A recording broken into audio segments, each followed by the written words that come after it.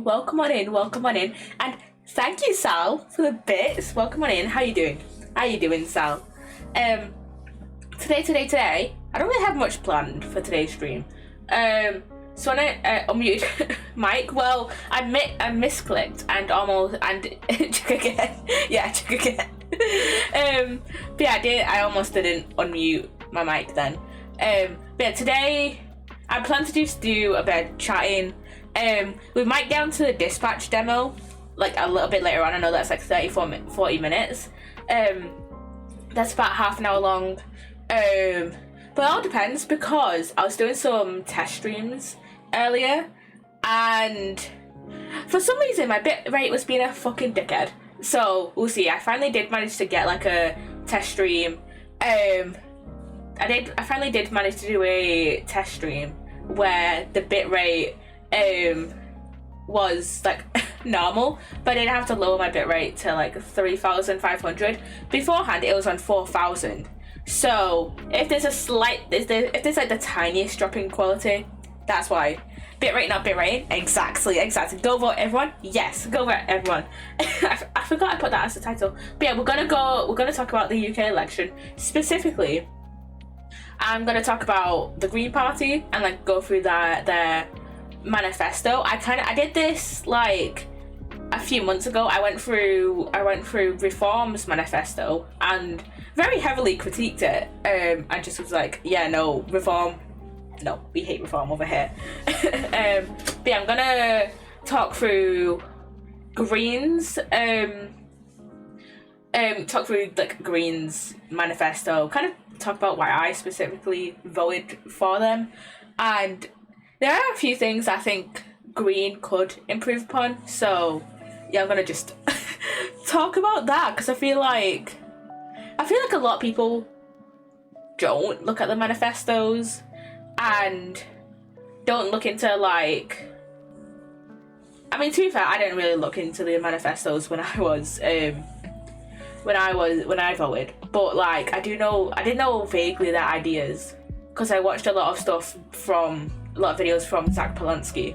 But yeah, I feel like a lot of people just don't read their manifesto, so that's kind of why like every few months I'll just go through a British party's like manifesto and kind of talk about why or why not I'm like kind of for them, I guess. So yeah, but yeah, go vote, everyone. It closes at 10 p.m. British Standard Time. It closes at 10 p.m. BST. I think it's a general election in Scotland and Wales, and then it's local elections over here in England. Not everywhere in England is doing local elections. I know there's quite a few places that are doing local elections today, but there's a few places that aren't and are doing elections later on. So do check whether your area is having an election today. So yeah, do make sure your election is today. I don't think there's elections in Northern Ireland. I think the Irish elections are later on. But yeah, general election I think in Scotland and Wales. Local elections over here in England. I don't think we had a general election. The last general election was the first one I voted on. So this was like 2 or 3 years ago. So we should get another general election within the next like 2-ish years, I think. When was the last general election? It was either when I was 18 or 19. Because yeah, like I said, that was the first election I voted in. So yeah. But yeah, we're gonna yap about the Green Party manifesto, and the title is slightly misleading, but I mainly wanted to talk about the Green Party, because I do think they are like a good party to support, even though they do have like a few flaws. But what party does not have its flaws? Yeah, yeah, I do want to yak about a few other things first before we do get into the manifesto. So first I want to do the Ace Attorney though. I want to do the Ace Attorney Wordle. So yeah, that's the dispatch demo. We're gonna do that a little bit later on. Let's make that visible. If my bitrate still is bitrating, then we'll do the dispatch demo later on. So yeah, okay, guess. Okay, I'm gonna start off with the Ace Attorney main series, and then we'll go into investigations and Grey Ace Attorney. So I always start off with Phoenix. Okay, alive, alive, but not in the first game. That's an objection. Ace Attorney acing, Ace Attorney's acing. That's an objection. It's the Ace Attorney though. It's the Ace Attorney Wordle. Which I think this is a really fun website if you're a fan of Ace Attorney.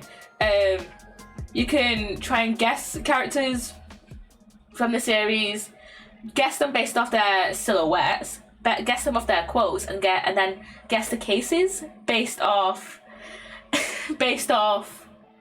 evidence. So yeah, I think this is a really fun website. Like Yagami, kind of wish he was an Ace Attorney actually.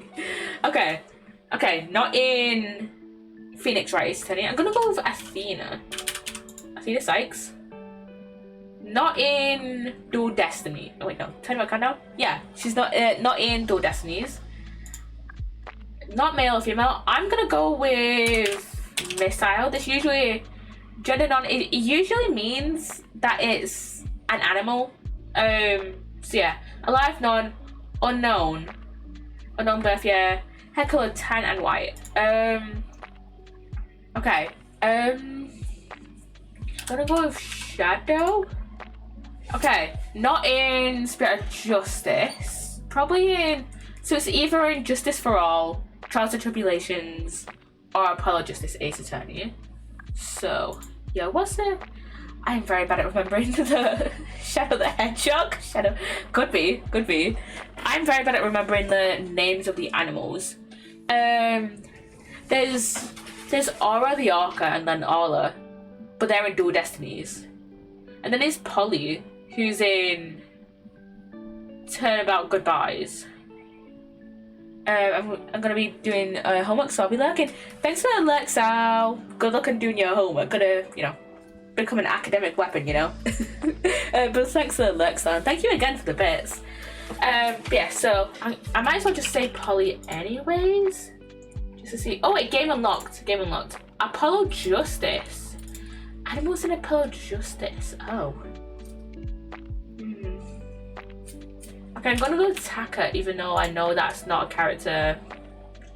Even though I know Taka was introduced in Dual Destinies, I can't think of animals introduced in Apollo Justice. I was gonna say unless it's a fucking what's the plant's name? What's the plant's name? That I can't remember. I want to say it's the plant, but like that was the plant. That plant was introduced in thingy.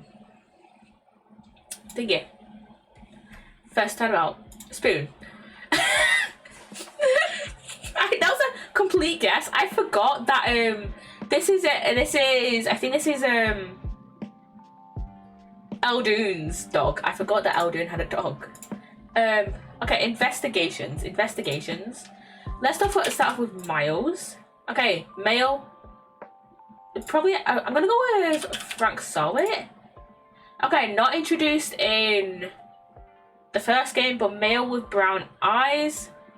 Not incarcerated or alive. Okay. Let's go with Gregory. Okay, dead, male, brown, either black or grey hair. Okay, introduced in an investigations Miles Edgeworth. Okay. Oh Jesus. I'm so bad with the victims. So bad.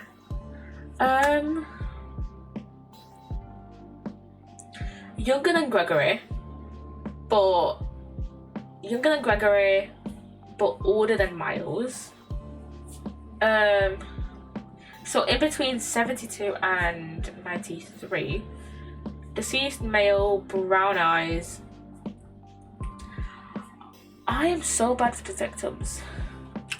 It's like, it had to be Hicks. Okay, not in Turn About Airlines. That was the guy that was. I'm so bad with the victims. Oh my god. I'm gonna go Buddy, even though he was the victim of the first case. Deceased male, brown eyes. I'm just gonna go with a random character so we can get at least the occupation. I'm trying to think.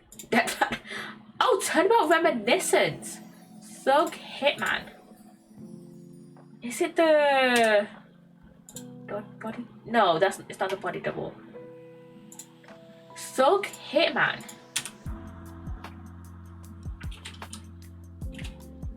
Ooh.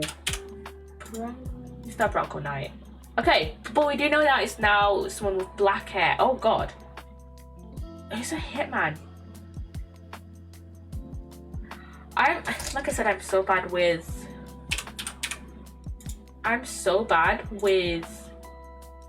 the victims in investigations.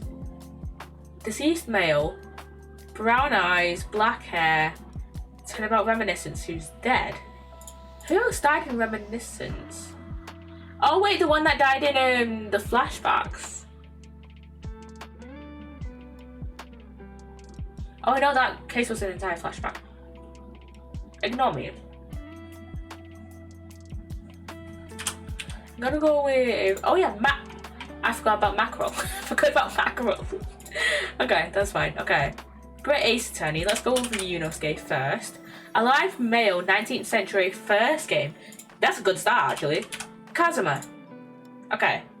Alive male, 19th century. After Adventure the Great Departure, Mika Toba also in. I forgot he was in the first case as well. Let's go with male Strongheart, even though I know he was arrested. Okay, in between Great Departure and Runaway Room. So this must be the second case. Biff Stroganoff? Oh, he was arrested. I forgot about that. Okay, Adventure of the Unbreakable Speckled Band. Herlock? It was Herlock. Let's go. Let's go, go, go, go, go. Okay, based on silhouettes.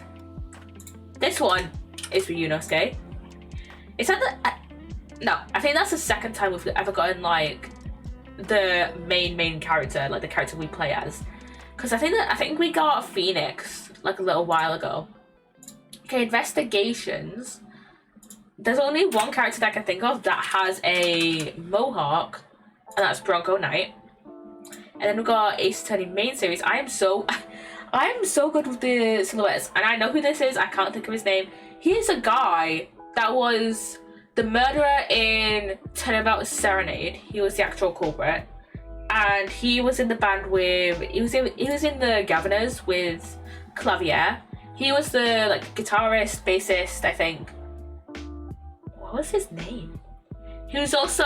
I think he worked for. I think he was also a prosecutor, question mark. I know he worked for, I know he was like, he was also part of like the international, like how like, Francesco is like an international prosecutor and stuff. Like he worked with, what are they called? Interpol. I think he, oh no, he was a detective, I think, or like something. I think he worked with Interpol. What was his name? I genuinely don't remember his name. I remember all the facts about him. I just don't remember his name. And this is like the only one where we don't. Darian. That's his name. This is the only one that the silhouettes is the only one where we don't get hints on it. So yeah, quite arrogant for a beginner, aren't you? So. I'm gonna go with maybe Mia. This is definitely like a boss to their. This is definitely like a boss. So I doubt it's gonna be like Apollo. Let's see. We've got Phoenix, we've got Mia. Maybe it's gonna be Kristoff? No. Case unlocked. Stolen turnabout. Okay. Is it the judge? Oh, it is a judge. It is the judge. Okay. Investigations. That may be true, but why? Why go this far? Miles? Maybe? No. Okay. This feels like something Kay would say. No. Okay. Eustace, maybe? Case unlocked. Turnabout visitor. Oh, this is like the first case. Okay, maybe it's Gumshoe? No. Did Bunny say this? Yes, he did. Because I remember there was like a couple of like bits where we did get to talk with Bunny, or like see flashbacks where we talked to Bunny and what? And great. What? Why? Let's go with Yunosuke. This could be anyone. We've got Ryunosuke Kazuma. Susato? Unknown? What do you mean unknown source? Victober. Zashiro. Who? Who was saying dot dot dot dot dot dot? What? What is this? Why? Why? That's just mean. That is just so mean to give us that one. Why? Why? Okay,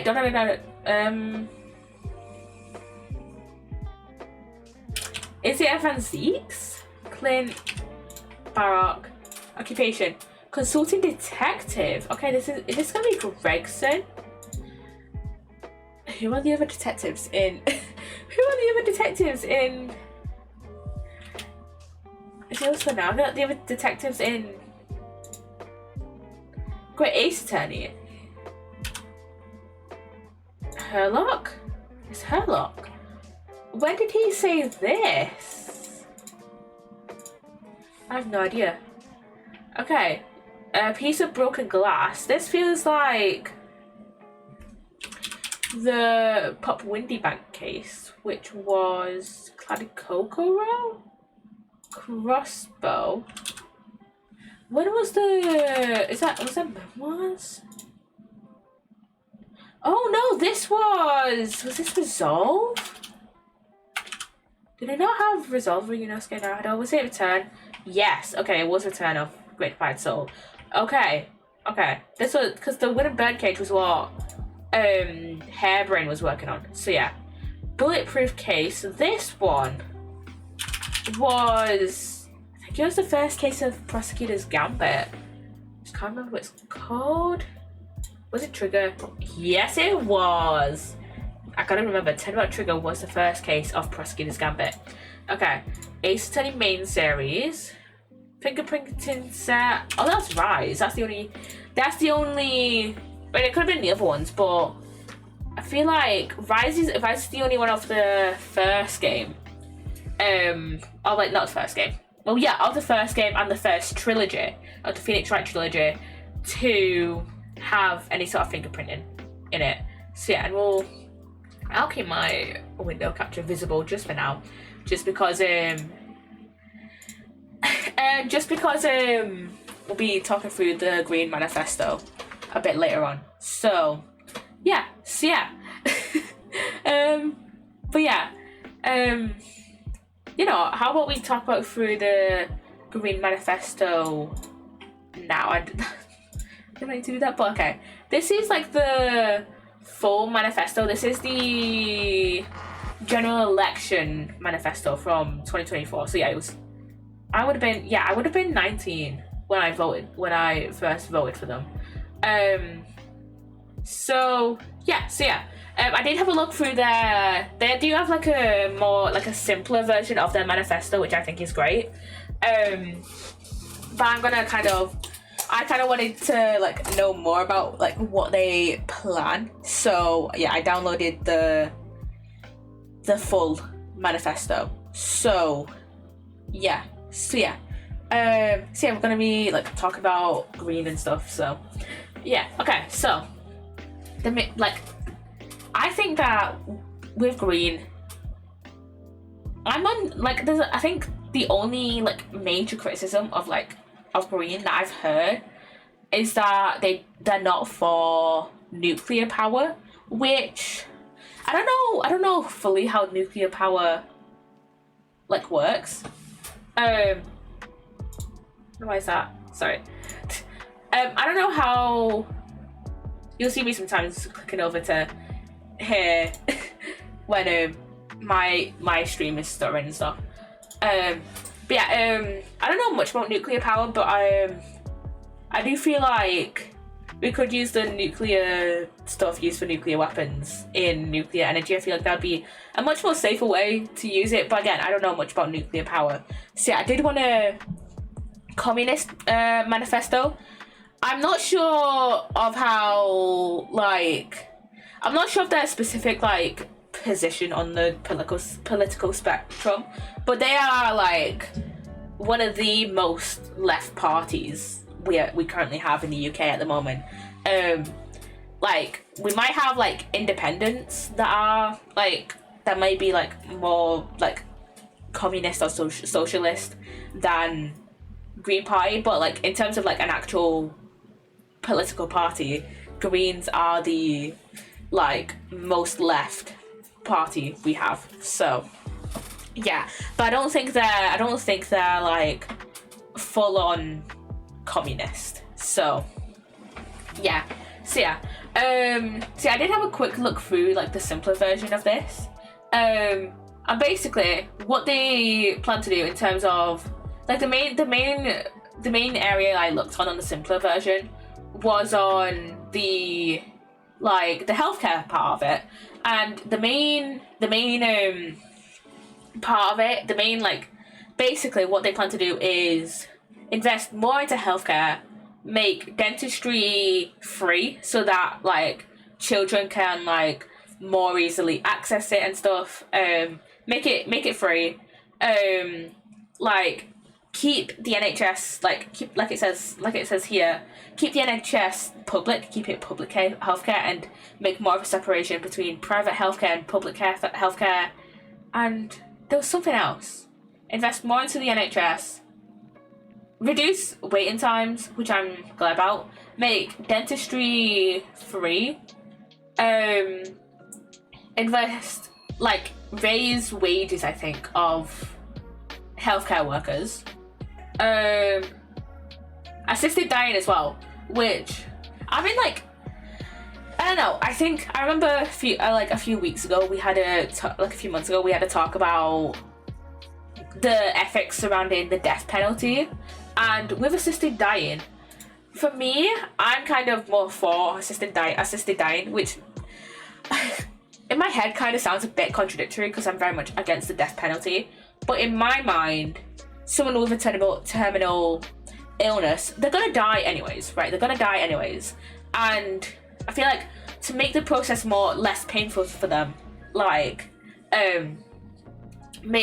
put in place assisted dying. I think they've done it in, I want to say Switzerland. They've implemented assisted dying, and I heard that it was pretty good for it. But I haven't heard about I only learned that in high school. I haven't heard about that recently. So yeah.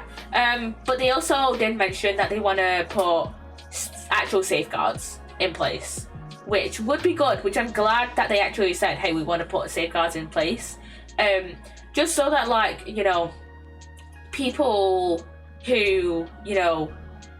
whose conditions are completely treatable and can be managed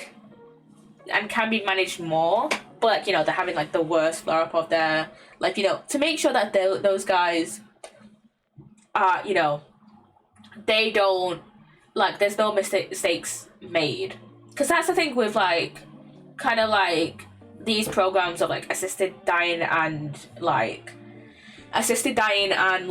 the death penalty, is that they can lead to mistakes being made and the wrong people being killed, and you can't really come back from that. But the thing is, with assisted dying, I do trust healthcare professionals more with this process than you know, like the legal system. I do trust healthcare professionals more, and I feel like with assisted dying there might be a bit more in place than the death penalty. I'm not sure on the process, which is why I'm kind of like in two minds about it. Like, I'm kind of more for it than the death penalty. I'm very much against the death penalty, but yeah, assisted dying,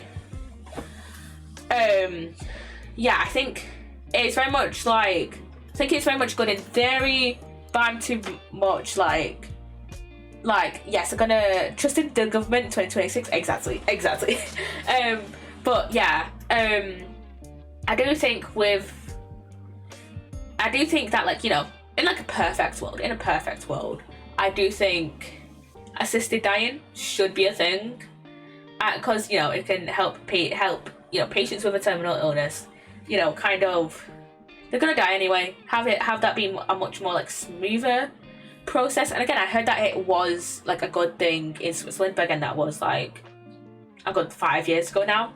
But again, I'm a bit too like cautious about like, are there going to be any mistakes about this? I do want to, in my own time, I do want to do more research into Switzerland's system, or whoever country did this, by the way. I'm not sure if it was Switzerland, but yeah, I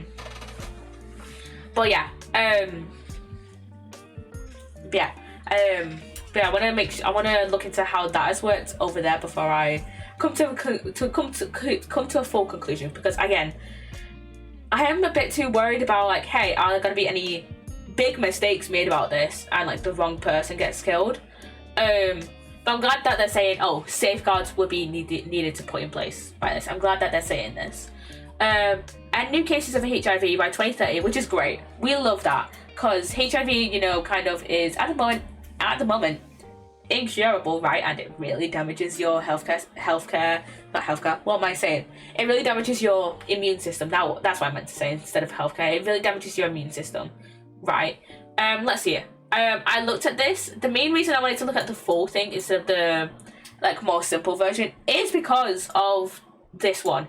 It's because I looked at the end new cases of HIV by 2030, and I wanted to look into how they want to do this. So, advocating for a joined up approach using proven actions, including access to HIV prevention pill.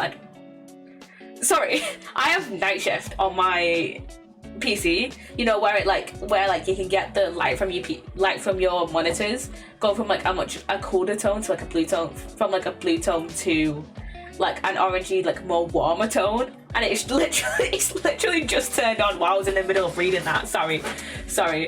Including access to the HIV prevention pill online in pharmacies and from GP services. We will renew successful opt-out HIV testing programs in A&Es in all areas with a high prevalence of HIV. That's a good thing. I like that. I just wanted to know how they plan to do that. And I think this will kind of like work towards as well, like decreasing the stigma around HIV, because I feel like there is still quite a lot of stigma surrounding HIV. I feel like, you know, first of all, people think it only comes from sex, which, you know, it doesn't. It also comes from like needles and stuff. Like, I think reused needles or something. I know it comes from needles. And also a lot of people think it's a gay disease, which, you know, it's not. Anyone can get HIV. So yeah, I do think being able to access these online in pharmacies and from GPs, and being able to, you know, do the testing programs. I assume to, you know, everyone in these areas will allow for, you know, a little bit of these decreased stigma. I do wish that they did say, oh, maybe a bit more like education surrounding HIV. But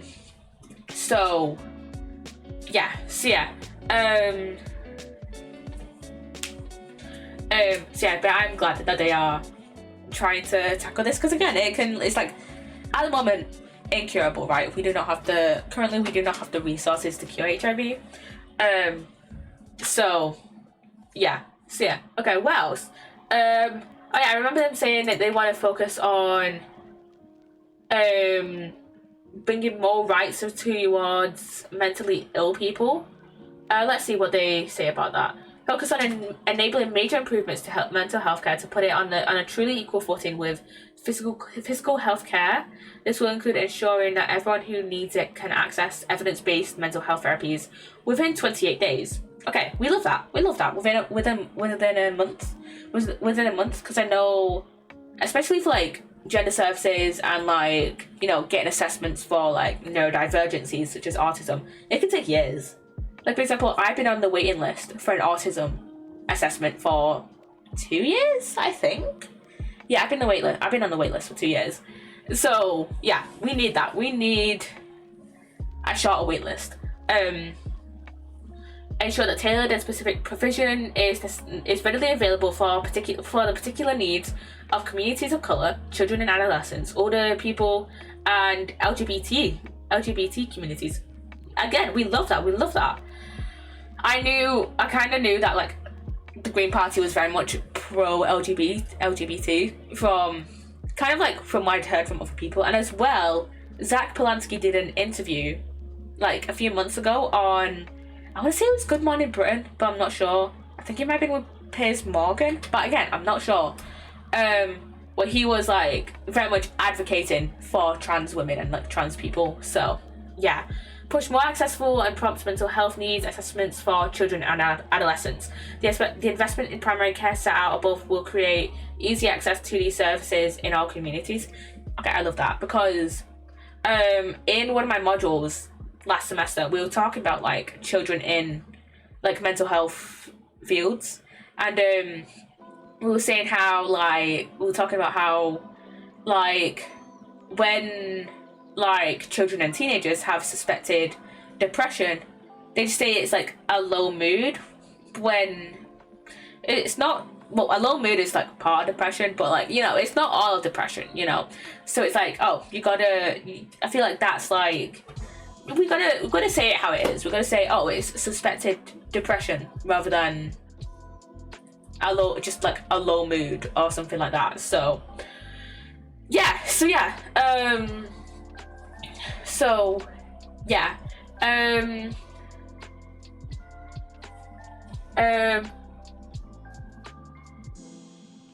They want to value junior doctors, which I love. They want to invest more in junior doctors. Pay restoration. Can allow NHS salaries to decline further. Okay, I'm going to talk about this a little bit later on, but I think the main way they're going to like actually invest back into the NHS is do like more fair taxing, like taxing richer people way more than what they currently are being, which, you know, we love that. We love fair taxation.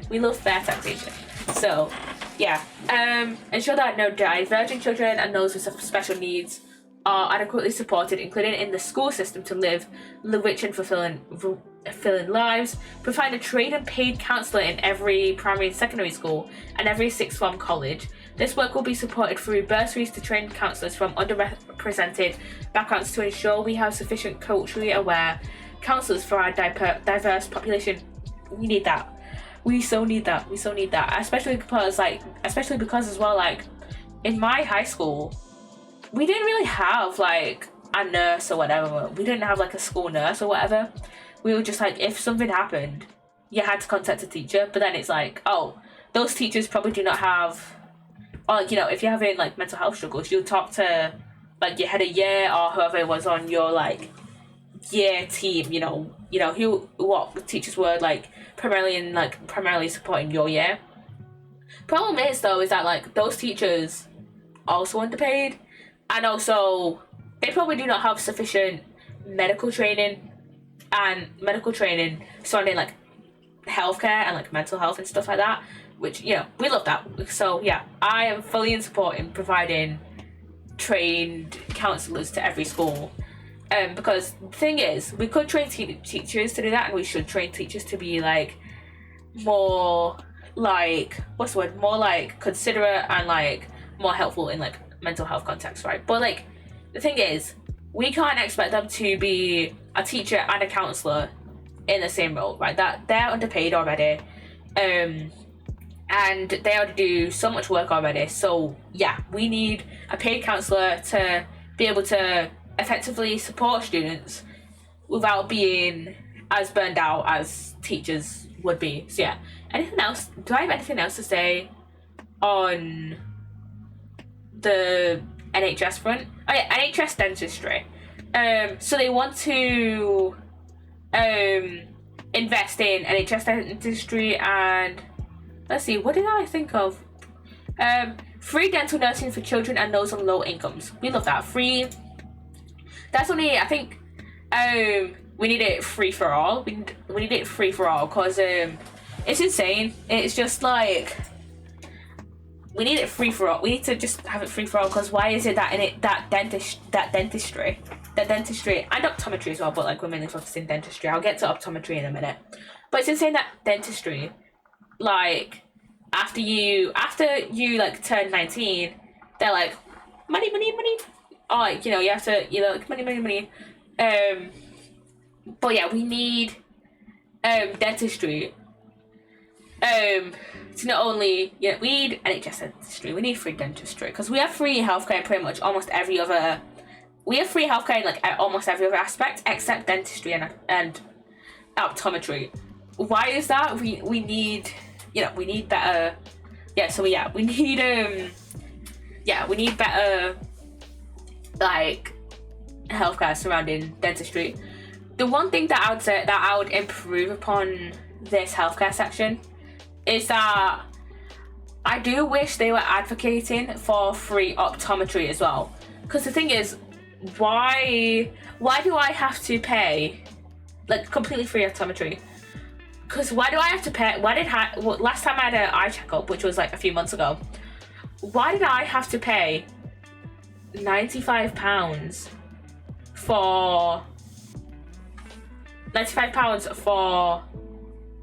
an appointment, glasses, and the anti-glazing stuff, the anti-steam stuff, that stops your glasses from like horrifically steaming up, that stuff. Why did I have to pay £95 for that? Like, I don't think I should have to do, because it's not my fault. It's not my fault that my eyes. It's not my fault that my eyes are so shit and are on a -3 prescription, right?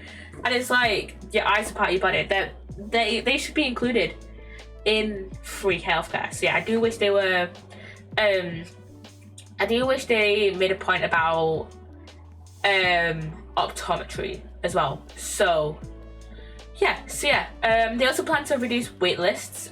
What do they plan to do about this? Giving trusts clear long-term funding commitments so that they can better plan to deliver better care to all. Let's see. We'll prioritize in supporting NHS workers, including providing an immediate one-off budget increase to cover fair wage settlements. We would invest 20 billion, and then they would also invest 20 billion in NHS budgets over the life of the Parliament for hospital building and repair, and also restore the NHS to health and ensure everyone has access to the healthcare they need when they need it. Okay, we love that. Let's see, what did they have about? I want to look at the protecting NHS from privatisation. Back the NHS reinstatement bill to abolish wasteful competition within the NHS, re-establish public bodies and public accountability, and restrict the role of commercial companies. Blueprint is designed to reverse the damage caused by previous governments that have pursued an agenda that the market could make the NHS better. By contrast, Greeners will always stand against the marketisation and privatisation of our precious health service and choose instead to protect our NHS and keep it in public hands, which I feel like these 2 points here about the waitlists and privatisation I feel like should come hand in hand, because part of the reason why so many people are like moving to private healthcare and private clinics is because of wait lists, right? There's so many people that have been, on like, that have been like waiting for like HRT and like top surgery and stuff, who have been like waiting for years, And like so many people who've probably been waiting for like puberty blockers as well for years, to the point where like, you know, they've already gone through puberty, you know. Like, you know, so many people go to private healthcare to seek diagnosis of like neurodivergencies and mental health conditions and stuff. Problem is with private diagnoses is that, like, I think from what I've heard from a lot of people, is that like a lot of places won't recognize their private diagnosis, which is an issue, because I think, you know, if it's like a private diagnosis, then like I think that it should be recognized everywhere, but also like they shouldn't have had to go private in the first place, because, you know, there's really bad, because of the really bad wait list. So I'm glad that they are kind of getting to like part of the root of the problem with privatization by focusing on hospital wait lists, even if they did not kind of outright like link to those. So yeah, let's see. Caring with fairness, compassion, and dignity.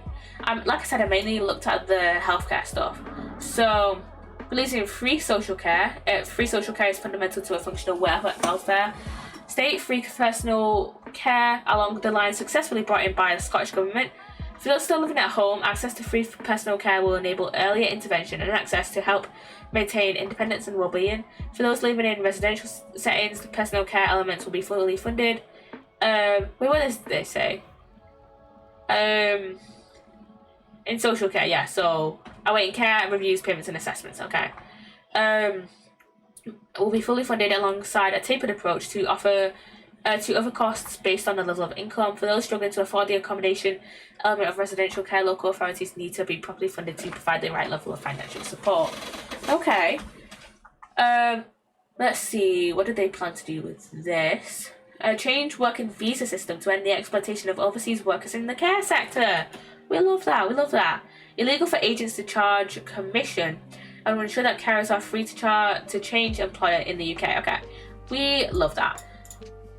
I'm not sure about. I don't know about the entire exploitation of, like immigrants and overseas workers. But yeah, I'm glad. I kind of like love that. I kind of like that they are kind of like trying to. I assume they're trying to make it so that like, I don't know. Oh wait, agents cannot charge commission. You know what? Yeah. Commission can be a bit exploitative. For a second, I thought I completely like forgot what commission means. Okay, but yeah. Agents need a proper salary, and they shouldn't have to charge commission, because then that can get to, like, you know, they can charge whatever the fuck they want, basically. So yeah, they should have to, like, you know, charge like a fair market, like the fair price a bit. So yeah. Let's see. What are you gonna do in terms of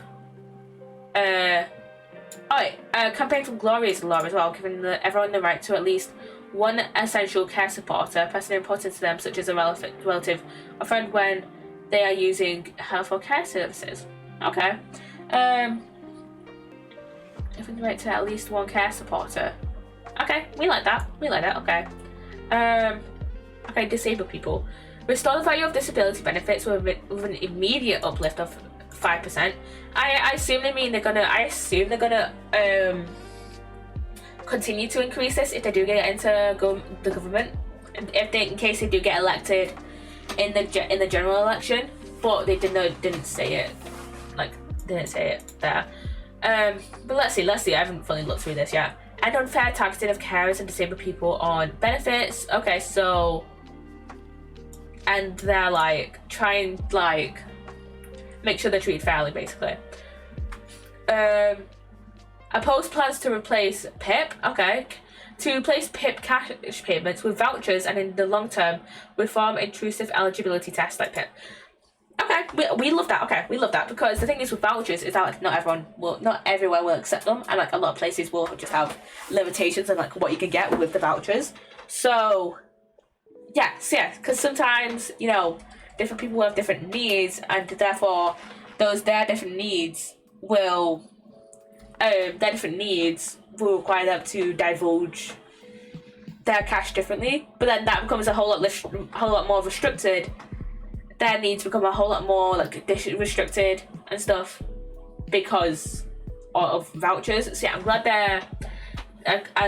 they're like very much for cash payments rather than vouchers.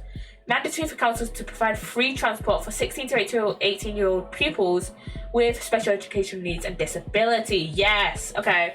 Because sometimes it's a pain in the ass to just get to school. So yeah, we need like free transport. And ensure disabled workers have the in-job support they need, as well as proper pay and conditions. Yes, okay. I have nothing else to say on that other than I agree. Champion the right to inclusive welfare support and housing under principles of universal design. Okay. Social care. Inadequate and underfunded care for looked after children cannot be allowed to continue. Elected Greens will push for an additional $3 billion to be provided to local authorities to enable them to provide high quality children's social care. Push for children in foster care or who have been adopted to have consistent access to a trained counsellor until it is no longer required. Fund councils to extend stay put arrangements so foster young people can choose to stay with foster parents until they are 21. Because from what I've heard like a few stories from like foster children who have just been like kicked out as soon as they turn 18, right? So yeah, I'm glad that they are extending these arrangements. I wonder if they are gonna support. I feel like they should have talked about how they're gonna support people who have like aged out of foster care, or how to support children, or support individuals who are now like who have been like kicked out of their foster homes after this. So yeah, I wonder how they're gonna do this. To be fair, they did say they are talking about like social homes and stuff, but I do wonder how they're gonna like specifically relate this to and like specifically aid foster kids and like people who age out of the foster system, how they're gonna support them. So yeah, I also wonder how they want to. I do wish they kind of talked more about adopted children and how maybe they'll support them in there's 28 pages. Okay, how they'll support them in the like if they ever want to be able to easily contact their like biological parents again or stuff like that. So yeah, or like give them information about their adopted about their biological parents. So yeah, let's see. Push to provide 150,000 new social homes a year and then so-called right to buy so that these homes can belong to communities forever. Because what will end up happening with these social homes is, if right to buy is still in occurrence, is that like landlords will just snatch them all up and then just sell them and just like have people and like raise the rent on them and have people renting in them forever. But no, we need social homes. We need them. Empower local authorities to introduce rent controls. Yes, coming off my last point, we need rent controls, man. We just need rent controls and no fault evictions. Yeah, and no fault evictions, and they have to have a reason. So yeah, I think they also had I can't remember. Oh yeah, I think it's just been introduced, like a new renters right, or like is going to be introduced soon. Well, like you can't be evicted, or like you can't be evicted, or you can't be like a landlord can't like reject you based off your pets, which I love. Ensure warm, safe homes that are well insulated, because there's been like incidents where homes aren't properly like it's not like properly insulated and they don't have like they're not up to standards basically. For example, like if you remember Greenfell was I can't remember where it was. It was like a apartment block, right? And an apartment block, and it was an apartment block that was, I think they were like redesigning the outside of it, but the thing is, it was not up to standards. They used all the wrong materials. They used shit materials to put it all together shit, and that tower block, that like apartment block, ended up set on fire. That was like one of the big like major incidents or like stuff like that happening and surrounding like insulation and stuff.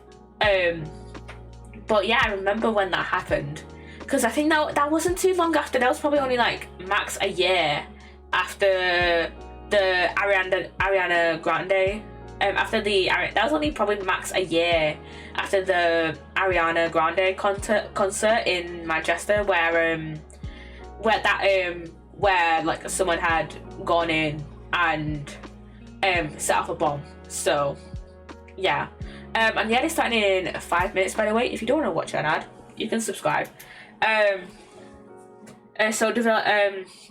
yeah, also I do wish they kind of move for talking about air conditioned homes as well, because I feel like that's something that we really need at the moment. Because, you know, green, they're very much for the environment, right? They're very much for the environment, but I feel like they should also advocate for homes being well air conditioned, because yeah, sure, it's all well and fun that we have well insulated homes, well insulated homes, but the thing is, like, we don't at the moment, we don't need, like, we do need the insulation, but the thing is, we also need air conditioning. That's what I'm going to say, because, you know, of climate change, like, we can't, like, even if Greens do get into power, we can't immediately reverse it, right? And summers are so fucking hot right now over here in the UK. And the thing is, I saw, like, an American TikTok, like, the other day. I think it was an American, or it's like someone else saying, hey, air conditioning units are pretty cheap, just stop complaining and just buy your own. Which is like, that's insane. I can't remember what they exactly said, but they basically said, just buy an air conditioning unit. They're cheap. Stop complaining about the heat when you can just buy one. They're the same price as they're similar prices to how they are over here, which is insane. Cause like, I was actually talking to Sage the other day, like the other week I think, about air conditioning units and the prices of them specifically. And like the cheapest one that I found was like £170, which is like fair enough. Air conditioning units take a while to install, but like, not everyone has like £170 just lying around. Especially in the cost of living crisis, like, not everyone has that amount of money. And like, £170 was like the cheapest one I found. Like, for like actually decent quality ones, you're probably looking for like £200, £300, which, you know, not everyone has that money laying around. So shut up, please. We can complain. Let us complain about our heat for as much as we want, please. So yeah, let's complain as much as we want. So yeah, but yeah, like I said, I do wish that the Greens focus on not only well insulated homes, but also well air conditioned homes as well. So yeah, let's see. We'll support local councils to provide good quality, affordable social housing in places where people live and work, and will ensure large-scale developments are always supported by new infrastructure such as surgeries, GP surgeries, bus services, cycling and walking networks, and extra places at nurseries and schools. All new developments should be accompanied by the extra investment needed to enhance local services too, and so that residents don't have to rely on cars to live a full life. We love not having to like rely on cars. We don't want to rely on cars all the time. So yeah, I think let's see. Insulate new homes to a B standard or above as a part of a 10-year program. Let's see. Heating programs. oh, 7 billion over the next 5 years to adapt homes to avoid overheating in the hotter summers. Okay, they actually addressed that. I didn't look too far into it. I'm actually glad they kind of addressed it about what I was saying. So yeah, I'm glad about that. And then 9 billion for heating systems, e.g. heat pumps. Yeah, I'm glad they addressed it here. But I kind of do wish they kind of focus on it, like how they will do that. Like what specific plans do you have for houses to avoid overheating? So yeah.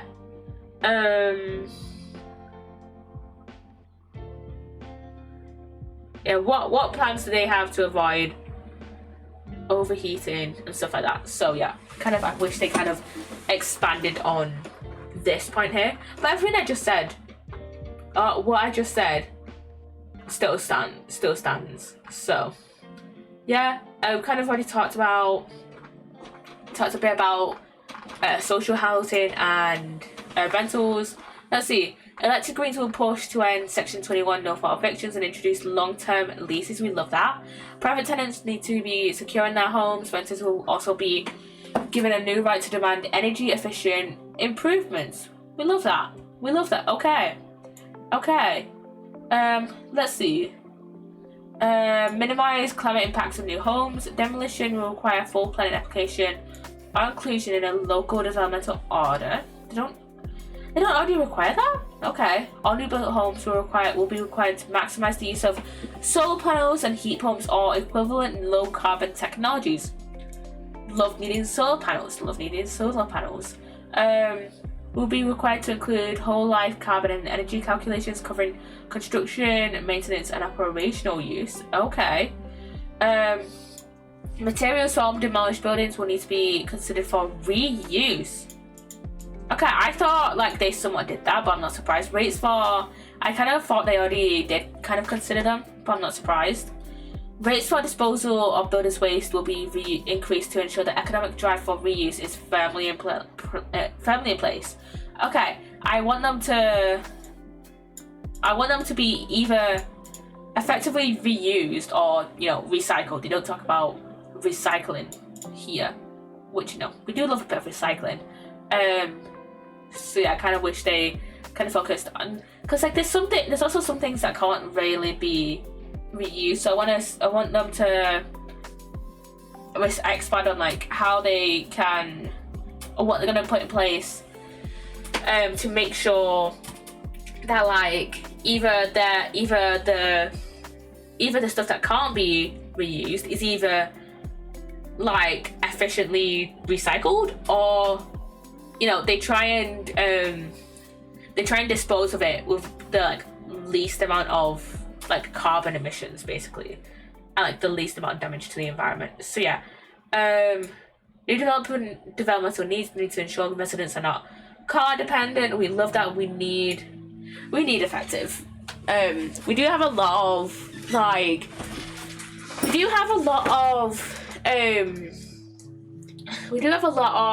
like public transit where I live, but again I live in a more urban area.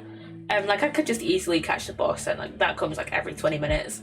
But yeah, we do need I think in more like slightly more rural areas we kind of need like a bit better. I feel like I've had so many people complain about the stuff in like the public transit in like more rural areas, and then like there's like nowhere to go. Like I've seen in like whenever I've gone on holiday to like caravan sites, which caravan sites are usually in the countryside.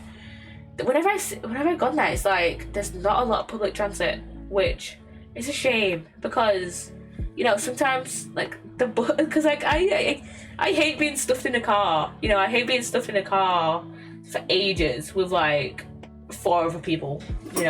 So yeah, we need better public transit in like the countryside as well. But I kind of do wish they didn't really talk about rural areas. They just say, oh, new developments need to ensure that residents are not car dependent. A lot of developments are in more urban areas, so I kind of wish they kind of focused. Oh hey, what is this gonna look like in more rural areas? Because a lot of what is this gonna look like in more rural areas? I keep messing up on the word rural. What is this gonna look like in more rural areas? Because like, you know, less people are in the countryside, but also like they still need public transit and not to rely on cars as much. So yeah, because sometimes you can't just walk over to your local supermarket. You know, you gotta. Sometimes you need to get a bus. You know. So yeah, and welcome back from the ad, by the way.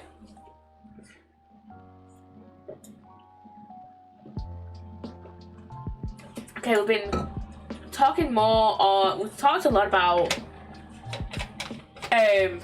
We've talked a lot about like the environmental stuff. I'm sure a lot of you guys know how much like green is like very much for the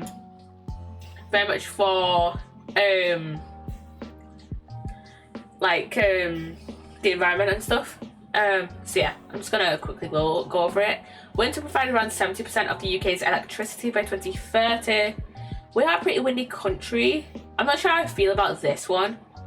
I feel like they should have like, I don't think wind should take up the majority of UK's electricity. I think it should be a mix of like a bunch of different environmentally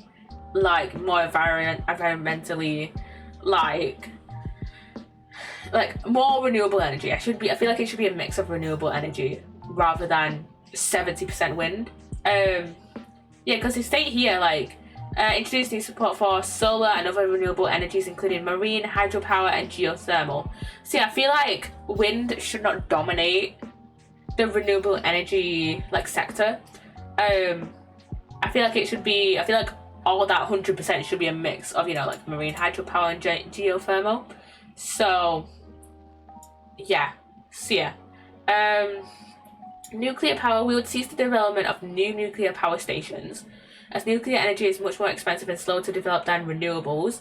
Clear that nuclear is a distraction from developing renewable energy, and the risks to nuclear power stations from extreme climate events is rising fast. Nuclear power stations carry an unacceptable risk for the communities living close to facilities and create unimaginable quantities of radioactive waste. They are also inextricably linked with production of nuclear weapons.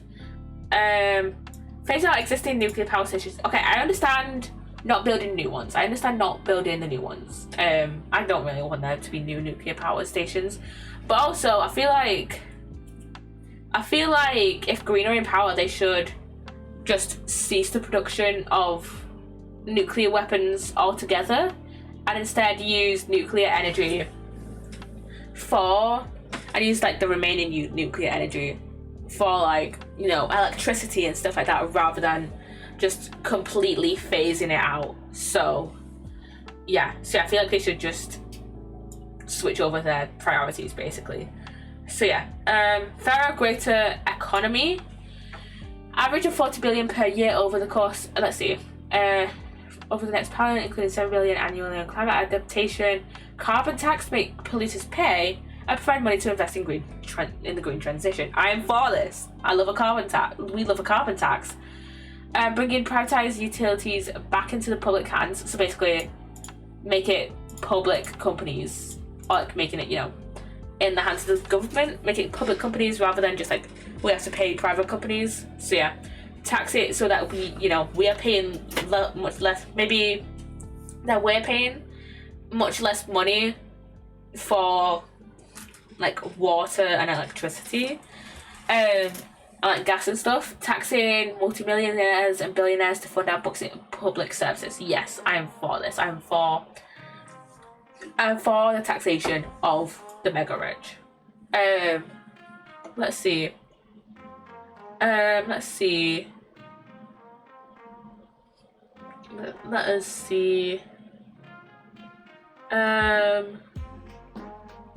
what is it? Any company holding a UK banking license will be required to present an investment strategy outlining a clear pathway to the investment of its current fossil fuel assets as soon as possible and at least by 2030. Okay, I follow that. Okay. Let's see.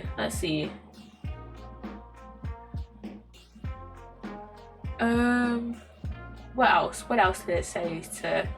This is a lot. I don't want to go through like the entire thing, but I do want to go through like quite a lot of it. So yeah. Community support. We've talked a lot about the community like support stuff. So yeah, making work fair. Let's see. Oh yeah. Seek to introduce a minimum wage of £15 an hour for all, no matter your age. With costs to small businesses offset by increasing the employment allowance to 10 grand. Okay, so I'm guessing that I assume they want to tax larger companies more. And also the 10-to-1 pay ratio. Basically, no worker should see their CEO getting paid more in a day than they do an entire year. Basically, the CEO gets max 10 times more, gets like a salary 10 times more than what the person that earns the least does. So yeah, I'm very much for £15 an hour. That's for me currently. That is like a increase of £2.29 of what I currently earn, which again I'm very much for. I'm very much for £15 an hour, especially on the no matter your age. I think I complained about this the other stream. I think I complained about it on Twitter. I complained about it a decent amount, but basically the minimum wage for apprentices the minimum wage for apprentices in their first year of apprenticeship currently is £8 an hour. Is it £8? Yeah, it's £8 an hour currently. Which I don't think it makes sense for like all apprentices to be paid £8 an hour. Which is like, well, if you're 22 in your first year of an apprenticeship, why should you be getting £8 an hour when the rest of your mates are getting paid £12.71? That makes no sense. That makes no sense whatsoever. So yeah, I am very much for the wage of £15 an hour.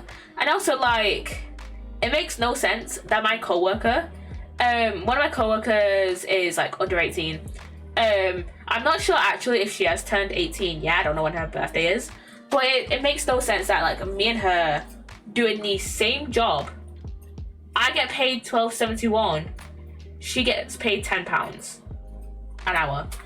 That makes no sense. So that makes no sense, especially because like I said, we're getting paid to do the same job. Yeah, it makes no sense, and like the company I work for can probably afford it. So yeah, and if they can't afford it, take it out of the CEO's wage. Take it out of the CEO's wage, because again,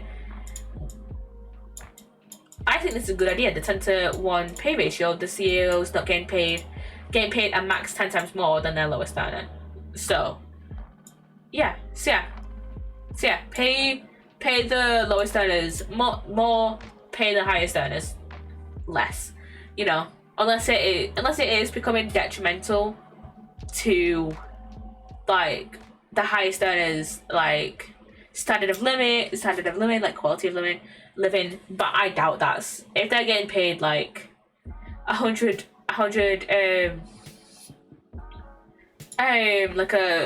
they're getting like 100 grand a year, then it's like, is that it? Then yeah, you could probably afford to like dock your pay a bit, so like your lowest earners are getting paid more. But you know, if it like, obviously if it's impacting that, if they're earning like 40 grand and then suddenly that's impacting how they can afford like food and stuff, then like, yeah, maybe don't dock their pay, but like, you know, maybe don't dock their pay that much. But also at the same time, is that company really gonna like be sustainable? I don't know what my point was. Basically reduce how much the CEOs are getting paid to pay the lowest earners more, so they can afford a standard of care, unless it is impacting everyone's standard of care. by reducing the CEO's wage. Does that make sense? Does that make sense? I don't know if that makes sense. Gig workers, like those working for Uber and Deliveroo, are excluded from fundamental workers' rights. Everyone deserves equal protection. I love that. Okay. Under a single legal status of worker, full and equal rights from the first day of employment. We love that. Right to access the data and to appeal management decisions. Gig employers that repeatedly breach data protection, employment or tax law will be declined licenses to operate. We love that. We love that. Equal pay for equal work. Very much for that. And the right to flexible working arrangements that will benefit women, carers, and disabled people in particular. Very much for that. Very much for that. Let's see. Increase the universal credit and legacy benefits by £40 a week. That's a lot, but like again, I'm very much for. And increase all disability benefits by 5%. End 5-week wait for benefits. I didn't even know there was a 5-week wait, but like, yeah. Why are people waiting 5 weeks for benefits? Like, abolish 2-child benefit cap and lift 250,000 children out of poverty. Yes, we need more money into benefits. I'm gonna be so honest. All these people complaining about benefit scourges, like what? Like, benefits aren't even that much. Let me check on the current benefits and what current benefits are. Increase carers allowance by at least 10% a month, and I'm gonna be so honest, I don't know what the current bedroom tax is. Let's see. Current benefit pay England. Benefits. Let's see. I want to see what the current like average one is. Benefit cap amounts. Let's see. Let's see. Benefit cap outside Greater London. Per month, 1,835. If you're in a couple.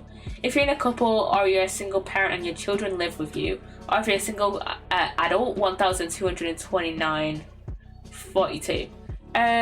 What about £40? Honestly, yeah, I'm kind of for that. Increase all disability benefits by 5%. Yeah. Let's see.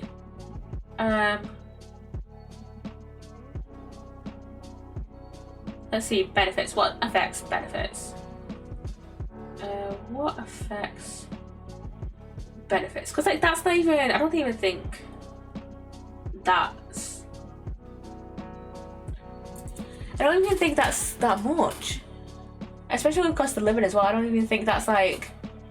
I feel like that's a very, very bare. That's like the very, very, very, very, very bare minimum you should live on, and it's like, well, that's like the maximum. People are earning less on benefits, which is like, why? Like, okay, let's see.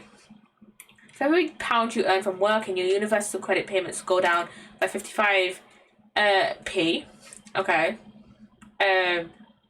If you're, let's see. You can earn a certain amount before your universal credit starts to be reduced if you or your partner are either responsible for a young child or young person living with a disability or health condition that affects your ability to work. This amount is called a work allowance. You can earn a certain amount before your universal credit starts to be reduced if you or your partner. Okay.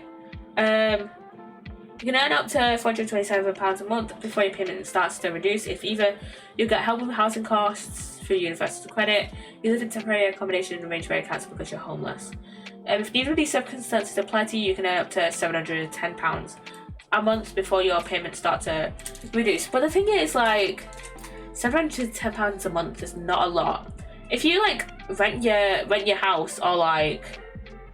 If you like rent your house or like if you like rent your house or have a mortgage, then like £710 is not a whole lot. So like what? Like why is it only £710 a month?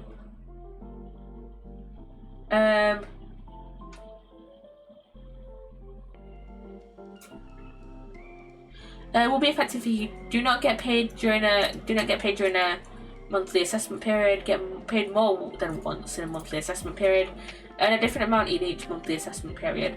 Okay. I feel like a lot of people won't know about the like housing benefits through universal credits, and they might just apply for benefits which will help them for their housing, but then they don't earn enough to actually help them pay for all their needs. So yes, I'm for that. Always operated in line with inflation, keep pace with wage rises across the economy. Yes, I am. Yeah, I'm for increasing pensions with inflation. Why is that not a thing already? Taxing the wealth fairly. Let's see. What are they planning to tax them? Tax the wealth of individual taxpayers with assets above 10 million at 1%, and assets above 1 billion 2% annually. I feel like it should be higher. Tax them 1 million a year annually. Actually, I feel like it should be more. And above 1 billion. What's 2% of 1 billion? That's such a big number that I can't even register in my brain. 2% of 1 billion. That is not 1 million. 1 billion. Why is it just auto-credit to 1 million? That is, let's see.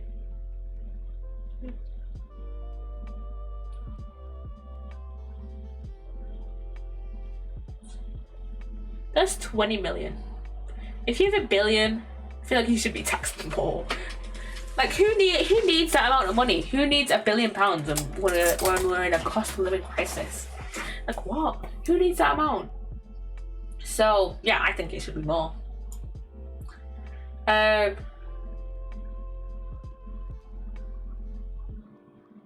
Let's see. Remove upper earnings limit that restricts the amount of national insurance paid by higher earners. Tax rates should not fall as income increases. I agree.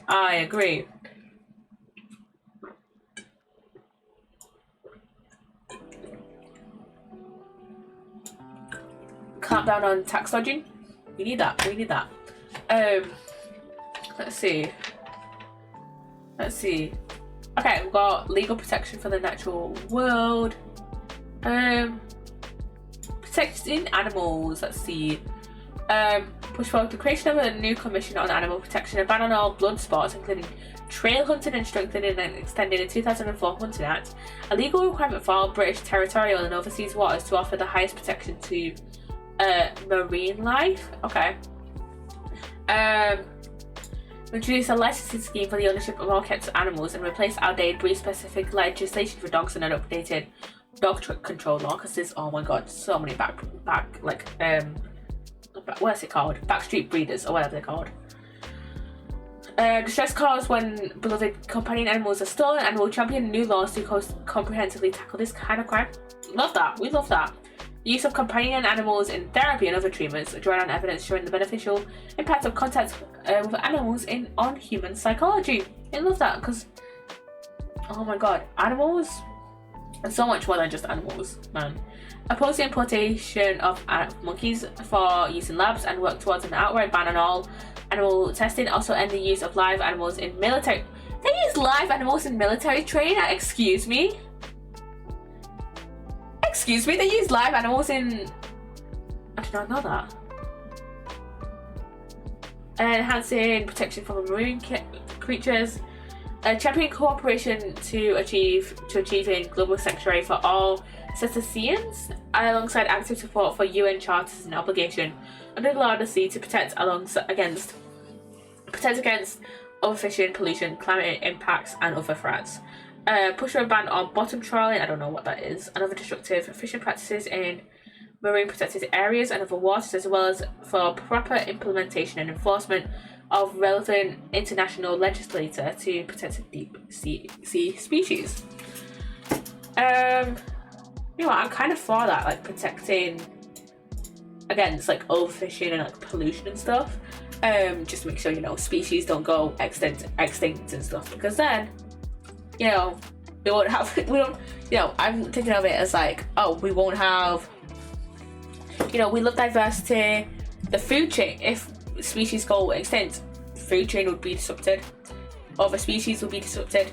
Will be just kind of disrupted, because we kind of like a large portion of the world like loves fish as like part of their cuisine, so yeah. Let's see. Triple support to farmers of the next 5-year parliament to support the transition to nature-friendly farming. We need support for farmers, because they're here holding us all up. Conserve and improve the health of soil and the wider environment, which in turn would lead to cleaner rivers. Because I sometimes, like, I remember when I was younger, I used to love like running around the grass, and like we all love going like running across the beach and stuff, and like go wading in the water and stuff. So yeah, but a lot of times whenever I go, this isn't specific to rivers, but like whenever I go into the ocean and stuff, I hate it when stuff touches the bottom of my feet. And I don't like, a lot of times I know it's just seaweed, but sometimes I don't know what else is down there. So yeah, I want more protection of like oceans and waters and stuff, so that we're able to keep them clean stuff, and so I don't have to touch my hand on have my feet touch whatever the fuck is at the bottom of the sea that's not just seaweed, so yeah. And unfair trade deals, reduction in the use of pesticides and other agrochemicals. Yeah, we need that. We need a reduction of chemicals. Let's see. Food. Okay, this is kind of part of what I wanted to talk about, because I'd heard about this. All children to have a daily free school meal made from nutritious ingredients and based on local and organic or sustainable produce, and free breakfast clubs for children to year 6. I think this should be extended to like everyone in year, and like I think this should be extended to high school students, and not just like secondary school students, and not just primary school and like nursery kids. Because I feel like you're like, you might still be in the state, like it's gonna end after year 6. Okay, your financial situation it's not gonna change much within like the year, like the year from going from year 6 to year 7, so I do want more. I do wish this was also for high school as well. And probably actually for like colleges and like all educational institutions as well. Sufficient income to make healthy, sustainable food choices. Yeah, needed. No notes. Involve children in growing, preparing and cooking food as part of the core curriculum, so they can recognise and understand how to use basic fresh produce. Yes! Because I didn't actually learn how to start cooking until I was like 17, 18. So yeah, we need this. Well, I did learn a bit of cooking in high school. But like no, I don't remember shit from that. But that was like only for like 2 years. I feel like if it was implemented throughout my educational journey, then I would definitely know more by the time by where I am now. So yeah. Let's see. Ensure that not wasted food. We love it. Yeah, we need food not to be wasted. Let's see. Is there anything else I like kind of disagree with, or wish they or like kind of want to expand upon? Putting farmers, including small and family farmers, back into the room so they are part of developing new farming policy, including a new fairer farming charter. I think they did say they want to support farmers as well, but I feel like they should kind of talk about how are they going to financially support farmers, because they talk about how tackling unfairness in the system through revitalising an abandoned national food strategy, rebalancing power dynamics between like manufacturers and like local alternatives, are they gonna help financially support them, or shit, I got my ball over. Let's see. An increase in productive forestry, we need, yeah, in addition to increases in woodland, we need that. Wood and crop waste to be recycled into construction materials, paper and fabrics. Food and farming policy in Wales, it is devolved to the Welsh government. Yeah, I'm very much, yeah. Because there's like so much waste. There's so much waste that just gets like put in like landfills or like burnt, which is like, you know, really shitty for the environment. So yeah. Okay. Let's see. We talked about the better funded support for special educational needs. We talked about better funded support for disabled children and all children being provided for a free school meal. Supports every higher education student with the restoration of grants and the end of tuition fees, which I'm very much for, because I'm very much like, I'm in the boat, like I'm in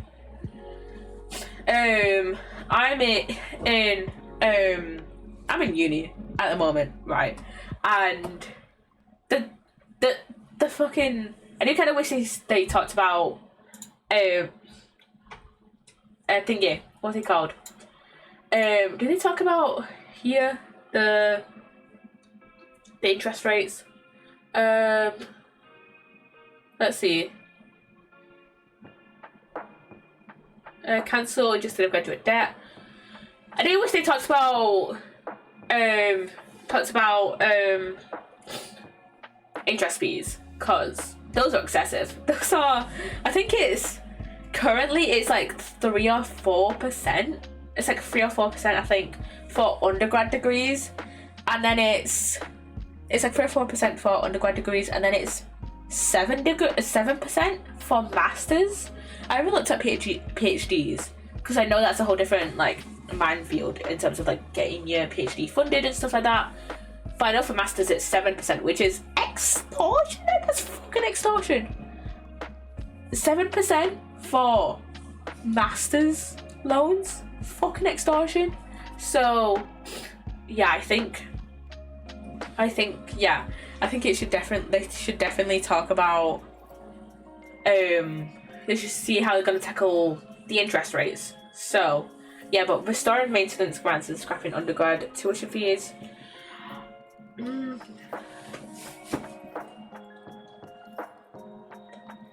I do wish they kind of talked about how they're going to support higher educational facilities after scrapping undergrad fees. And also what they're going to do about they don't really talk about like the postgrad stuff, like the postgrad loans. Like, are they going to help make sure that every university is able to fund PhDs, for example? What are they going to do in terms of like postgrad degrees and stuff like that? So yeah, because they only mention undergrad here. So yeah, let's see. 3 billion increases funding for sixth form education over the next parliamentary term. 12 billion investment in skills and lifelong learning for further education. Okay. Restoration of educational maintenance allowance to financially support young people to extend their studies after the age of 18, which I'm very much for. Education and training must be accessible. I do wish that they, instead of just like focusing on like sixth forms, focus on like instead of focusing on like sixth forms and like universities specifically and like, you know, degrees, focus on other types of, I wish they would have and also a focus on like other types of like qualifications, such as like T levels, apprenticeships.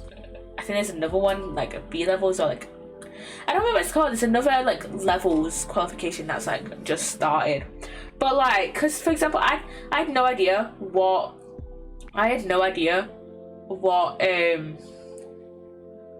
like what T levels are, and like I don't know how to like do apprenticeship stuff, because I feel like the current cultural, like, kind of like educational zeitgeist, I guess that's the way I'm gonna phrase it, is that, you know, you go do your A-levels, you go either to, you know, you go to university, blah blah blah.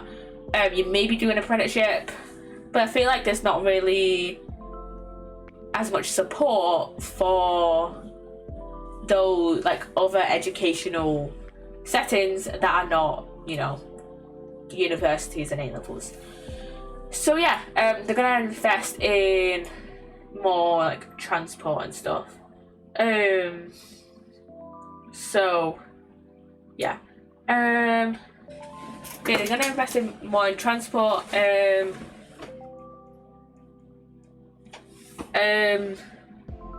into petrol and diesel vehicles, which I guess makes sense, but how are they gonna... I feel like electrical vehicles are like... Aren't electrical vehicles, like, more expensive than petrol? I don't know. So I feel like they should be able to support people in being able to invest in electrical vehicles if they don't want to. And thank you for the stretch, Sal. Thank you for the stretch. I feel like they should have people be able to and thank you for the hydrate. Yeah, I'll do the hydrate and then I'll talk more about what point.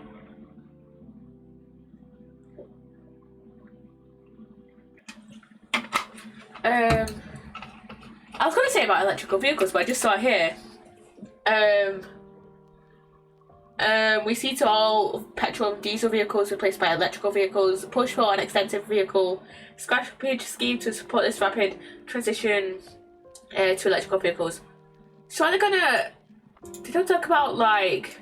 They're very much for the environment, but then they talk about how they're gonna do this, like, in a very environmentally friendly way. So is it gonna be, like, full scrappage? And just full get rid of it? Or are they gonna try and attempt to reuse and recycle the stuff from petrol and diesel vehicles to support in the making in electric vehicles, supported by the rapid rollout of electrical vehicles charging points. I was gonna say that they should support they should have electrical vehicles, they should have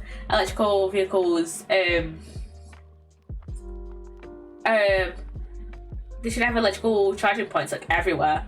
But then they saw that, so yeah.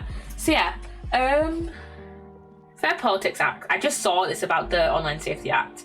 Amend the Online Safety Act to protect democracy and prevent political debate from being manipulated by falsehoods, fakes, and half-truths.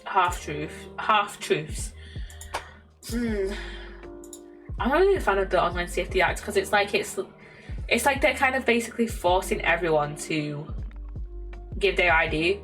And I actually saw earlier, so I keep seeing people complaining about, like, oh, the companies are rolling out the worst updates ever.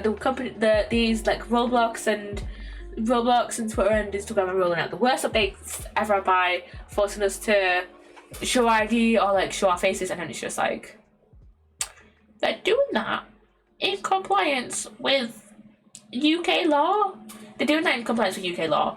Like, so in some scenarios it has been a bit excessive, but, like, they're doing that in compliance with UK law. So I don't know what you expect them to do.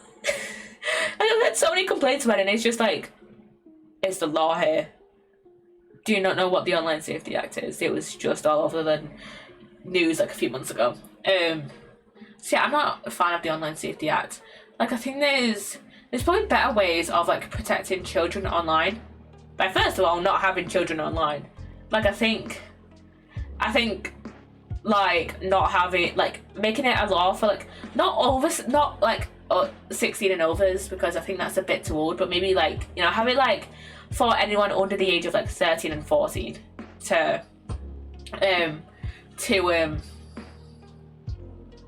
like, making it into law that they cannot be, not online, but, like, that they can't be, like, that they can't be on social media such as Instagram, like, at all, and they can't be on sites such as YouTube, and like online games like Roblox or Minecraft without parental supervision. Because I do think that online spaces for children are quite like important. For example, I had Club Penguin and Bin Weevils as a kid. But I do think that like parental supervision is very much important for children. So yeah, I do think it should be legally required. Not that we have to give ideas, because then those who don't, because how it works that those who don't give their ID, even if they're adults and children, are lumped into the same group, when it's like that could cause problems. So yeah, I don't think the Online Safety Act was very thought out. So yeah, give 16 and 17-year-olds the right to vote and to stand for parliament and other elected offices. I'm not sure about this one, because on one hand, it's like, is their vote too, and what's really the difference between a 16-year-old, a 17-year-old, and like an 18-year-old? There's not much difference, because it's like a 2-year difference in like your late teens. But on the other hand, I'm not sure on giving 16 and 17-year-olds the right to vote. Maybe, but also give them maybe sufficient political education as well. Worker think tanks, transparent, including establishing a distinct legal entity for political foundations, which conduct policy, research, and political education, with a requirement to be transparent about the source of funding. Yeah, so we should give out political education in schools. I think we should do that. I think we should have political education in in the last few years of high school, maybe like from like year 9, year 10 onwards, on like politics and stuff. So yeah, I don't want to say instead of religious education, because I was going to say instead of religious education, but I do think religious education is very much important for people to be tolerant of like other people's religions and other people's cultures and stuff. I do think that is necessary, but also again in religious education, I feel like there's a large focus on Christianity, at least at the high school I went to, at least at the secondary school I went to. There's a large focus on Christianity, so I feel like there should be more of a focus on other religions as well. But we should definitely have more education on more political education in schools that is not biased. So yeah, defend Human Rights Act, restore legal aid for public law cases so everyone can uphold their rights in court, protect the rights to religious expression, scrap the Police Crime and Sentencing in Courts Act, Public Order Act, and other legislation that erodes the right to protest and to free expression. They're protecting the right to protest, which the current government is not really, because a lot of them, we've had quite a few people in government being like, hey, we should prohibit people being pro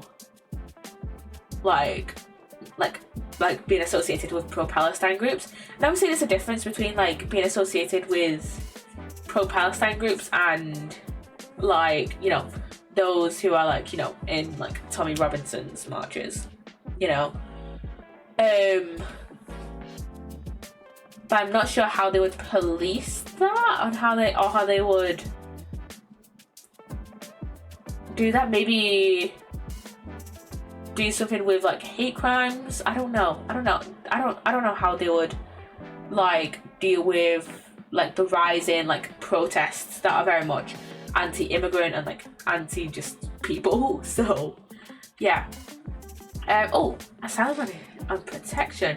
No one becomes a refugee lightly. People leave their homes, friends, and often their family because they are forced to do so through circumstances that are intolerable. Right to claim asylum in any country as set out in the UN's Declaration of Human Rights.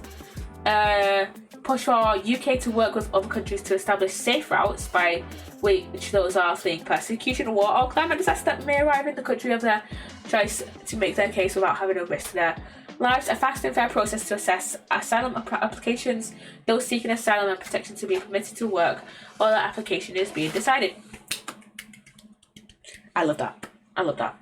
We definitely need this because, like, I think the current, I don't know if it's current, but like one of our ways of dealing with asylum seekers at the moment is that, you know, they have to, you know, the way asylum seekers work is that they have to be here first to claim asylum, but like I feel like not only do like a lot of people have like very negative views coming from what I've personally seen, a lot of people have like very negative views surrounding asylum seekers and like refugees, and like just immigrants in general. But also like they didn't really have a very like, they're often like, you know, they're often coming on like boats and stuff, and it's like, well, and a lot of people are just like, illegal immigrants, but it's like, no, they're refugees and asylum seekers. Like, and plus, like, I feel like the UK isn't like their first choice to come to, but also, I don't know. But yeah, a lot of times it isn't a safe, like the UK isn't often like their first choice to be here, I think.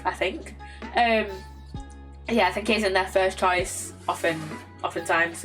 And they often take like a very dangerous route to be here. So like, why are people coming on boats? Like, we should be able to establish safe routes for those in like war-torn countries, or, you know, like I said, fleeing from countries that, you know, that have a lot of persecution, climate disasters, and stuff like that. Obviously, it's different if it's like, you know, someone like coming from like you know, who was like escaping the law, but like, you know, this should be, you know, very much like asylum seekers and refugees overall should be protected, and, you know, their asylum applications should be, you know, judged on a case-by-case basis. That's what I think it should be. Let's see.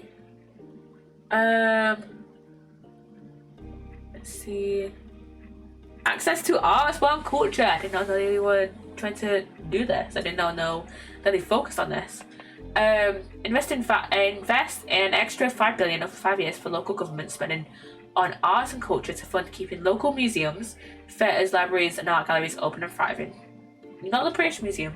I like what the British Museum has so many stolen stuff, but like local museums, yeah.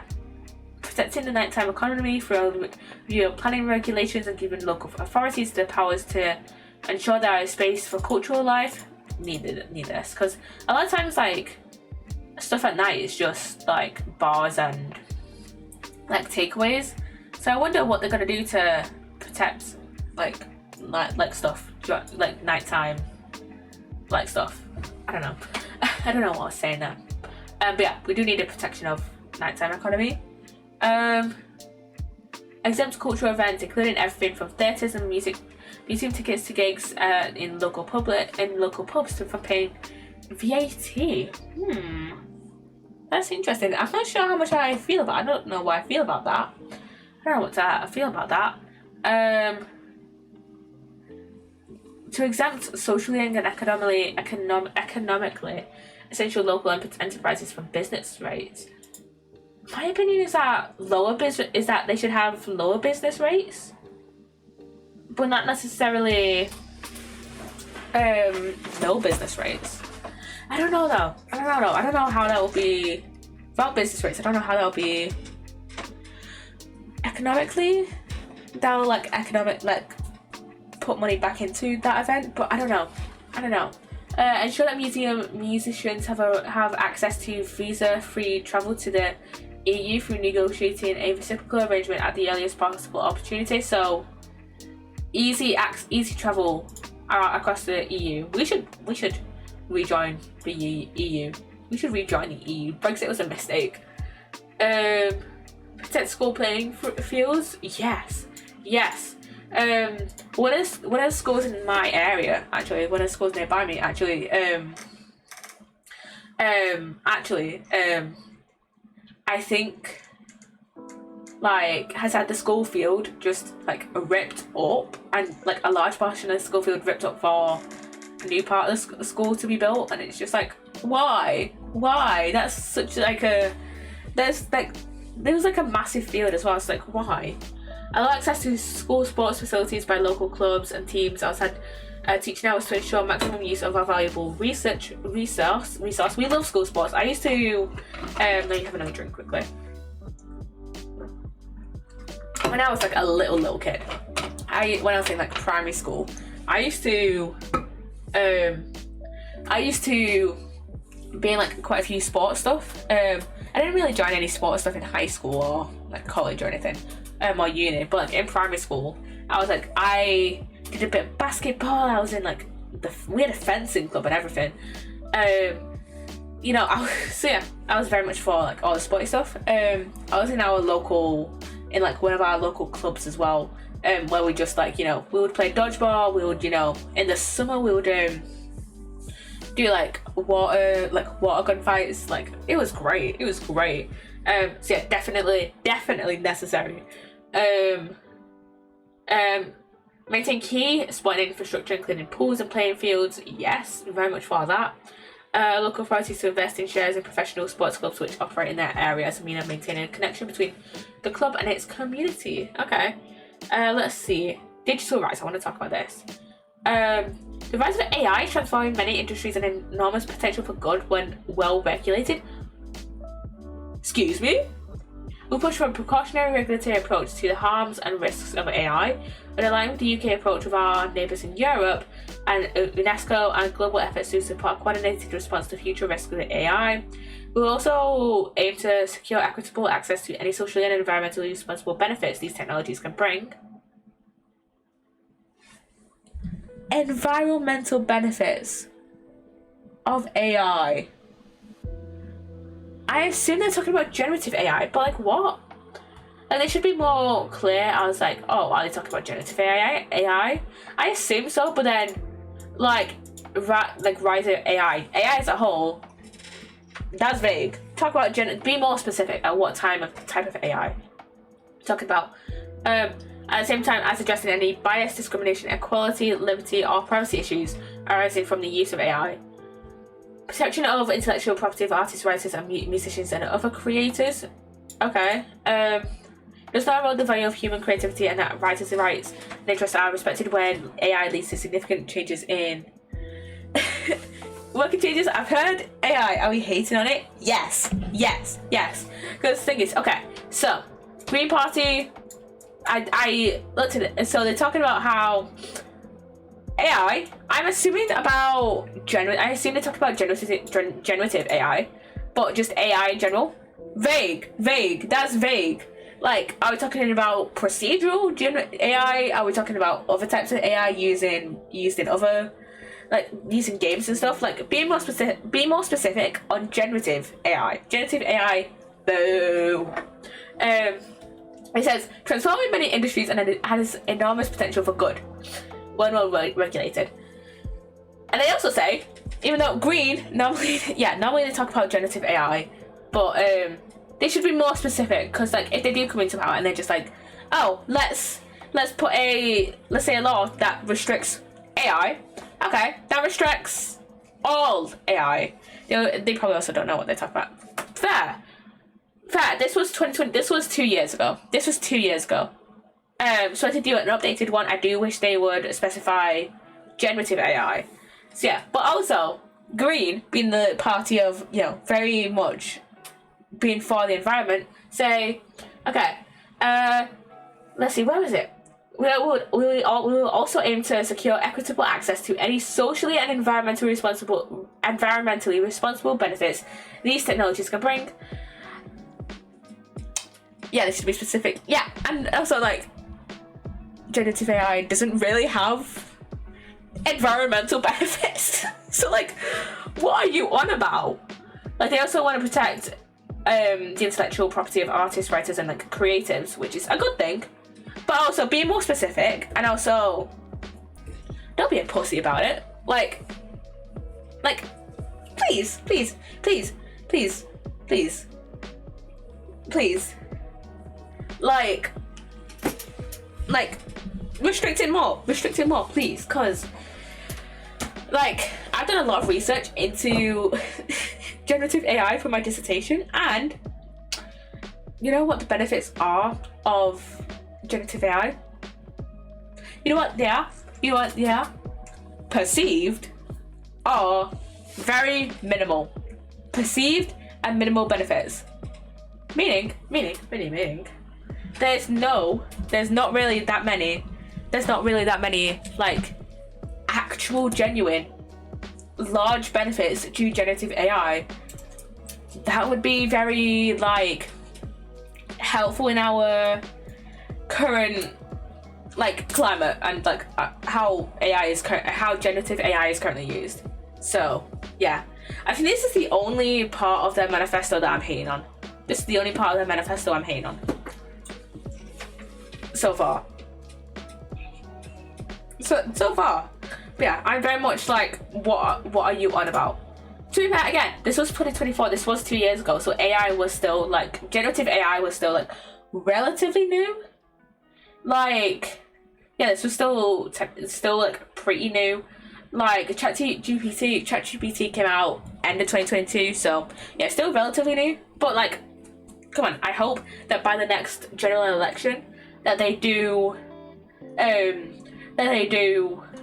clarify upon this, be more specific to generative AI, and actually look into more of the issues with generative AI, cause you know, not really environmentally beneficial, which is kind of against their whole thing. Again, they want to regulate the use of it, but also they're not, like, it feels like they're being like a bit too lax on it. So yeah.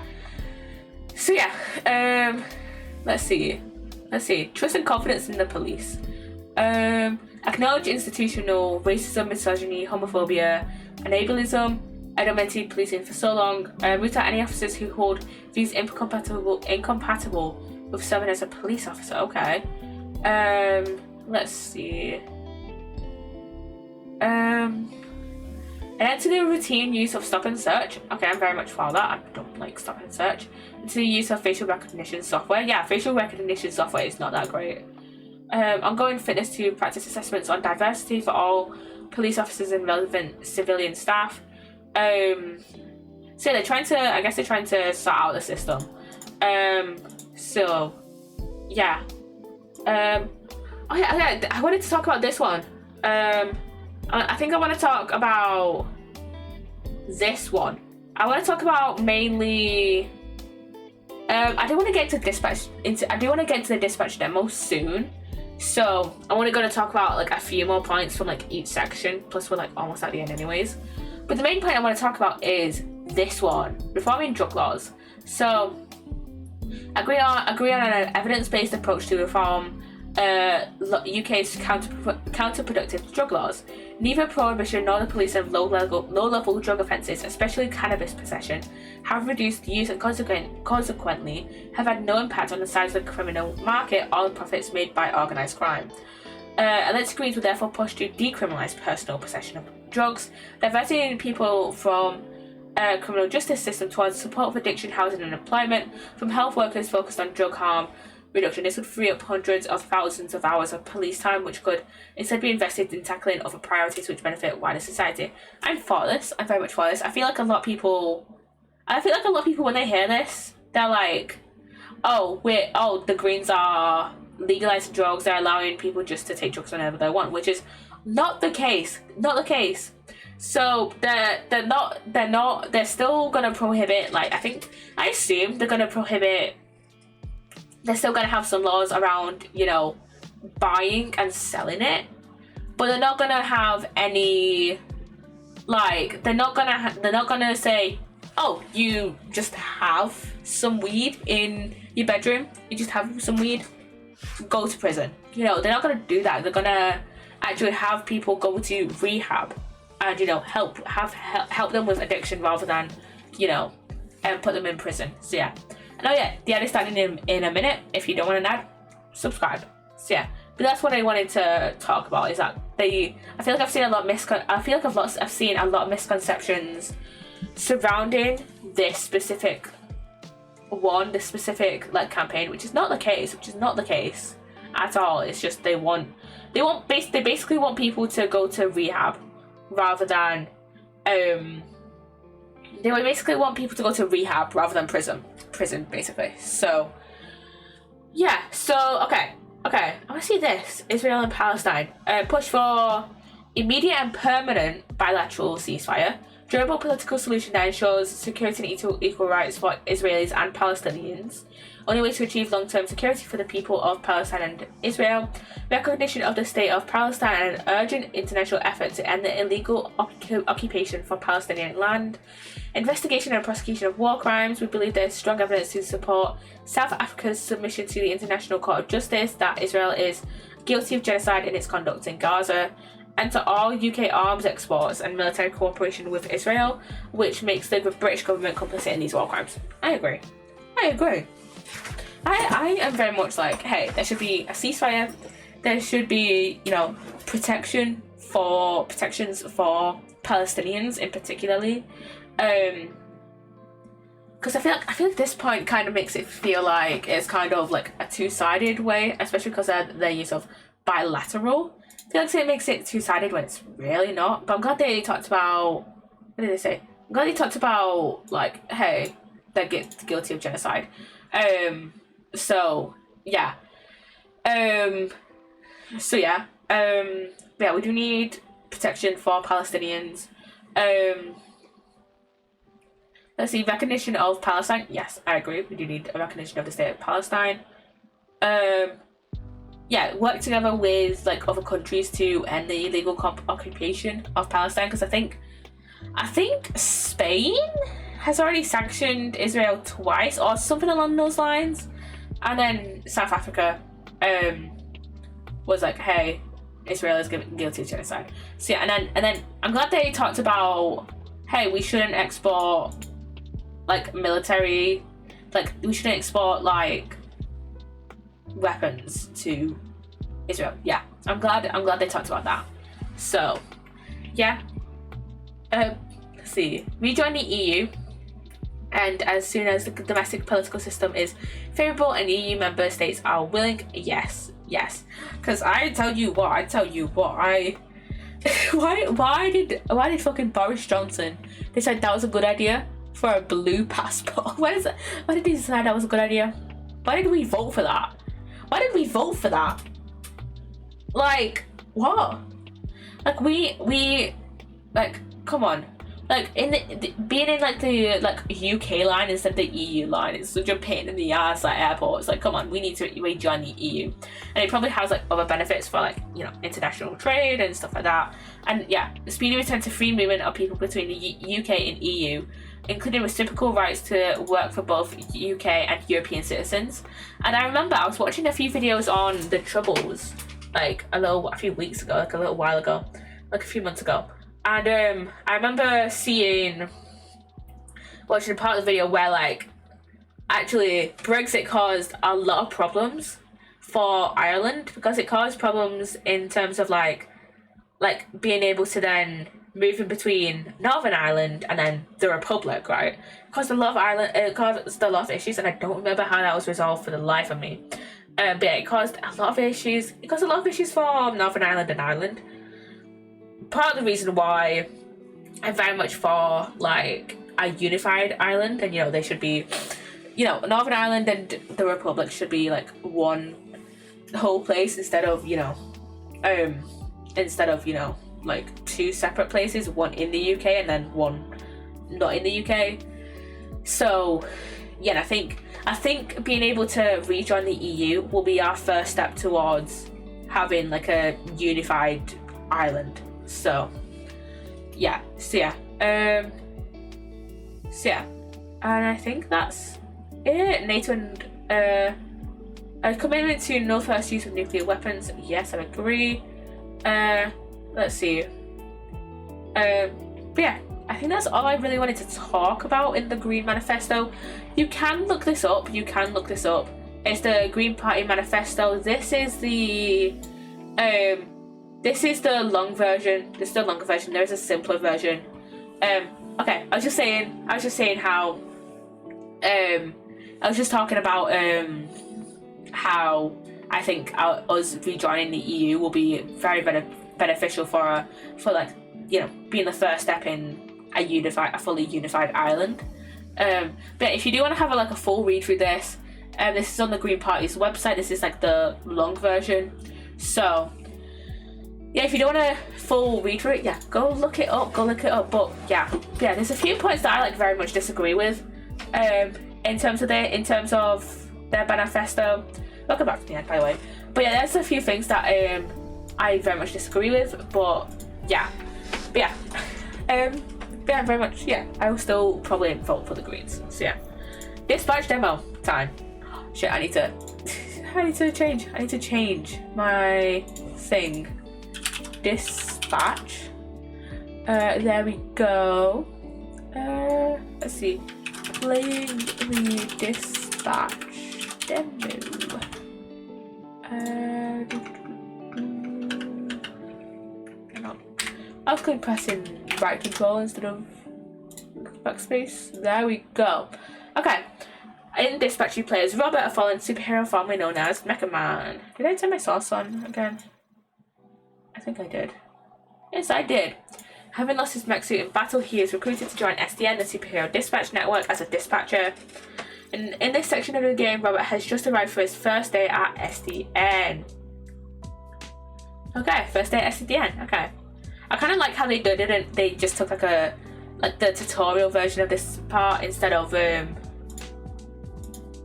well, can I? How they took? Yeah, there we go. How they took the tutorial part of this game rather than the first part of this game. So yeah, rather than just the first. We're not the highest profile branch in the network, but so, yeah. We've got what makes the real difference: great people. I love Blum. Some of them aren't even people. If I ever do play this game, one of the 3 copies. I'm definitely gonna do Blum instead of everything. So yeah, documentation. One of the 3 Ds at SDN. Blazer. There tends to be a healthy amount of paperwork. I used to call it triple Ds, but I was informed that had a different connotation. 3 Ds? 3 Ds? Dispatching, documentation, diversity is the 3rd. Not in terms of priority, of course. Yep. Okay. We're all about diversity. Lana works in the mailroom, from a different galaxy altogether. Sick. And then there's Galen, cool. Way back there, born with super hearing. He's from, I want to say... Florida, of course. Florida man Blazer. over there. Hey, Come on. Easy on the bath salts. that was one guy. Hey, speaking of bath, where is the, Oh, need a bio break? excuse me? Restroom. I mean, it's right over there. Sorry. At work, I tend to get a little Corny? corporate. Yeah, corporate. Yeah. Meet me in the records room when you're done. Corporate. If Bit you too get corporate. lost, look for the door that says records room. Okay, bit too corporate, mate. I think is this the part? Is it? Yeah, this is the part where we meet what's his name? This guy. I'm gonna turn off. I'm gonna turn off the there we go. One of the contact classification labels because we're done talking about politics now. Resume. Bruh, I almost went in my pants. I am so Hey, glad. you I'm just so what people glad talking that's about? clear. What's up, brother? No. My auntie named me Roy, but people call me Roy. Brofist, I guess. All right. Good to Even meet you, though that's bruh. kind of Likewise. gross, I guess. But yeah, that's a bit, So bit Roy, gross. like steroid? Huh? Hell no, brother. No, cuz. Listen. The 3 other guys here, they go by the name Roy. So I think it's like, we go scrap, we go ground, I bust you up, and then, you got Roy. You know what I'm saying, bro? That's what I think. Sure. Hey, you think that's why they call me Roy? Like I'm on steroids. Don't think about it. But they think I'm some kind of a juice head? They think I'm not natty, bro? No, I'm just kidding. They think Roy not natty. No, I'm just kidding, man. Just making jokes about your name and the shitter. Oh, those hand dryers. Whatever. Those hand dryers are I don't care. shit, I think. That's, yeah, Nokia is probably best. Yeah, Nice meeting you, Roy, even if it was while we were both holding our dicks. You one funny bugger. Mecca man. Yeah, how did he figure it out? How did he figure it out? Okay, so I was worried about your unwashed hand, but now I'm worried that everyone here knows who I am. Nah, brother, it's Kapu. Need to know basis and Roy need to know. I don't want to come pick up your soup or fix them for the SDN. Cool. Oh, sick. You Yeah, gonna wash let's go. before you do that? Nah, bro, I never touch hands. Wash your hands, please. Just touch my pants and underwear only. Even for shake, I just do like this. Wash your hands, please. Can you show me Roy, again? I don't please. think I got it.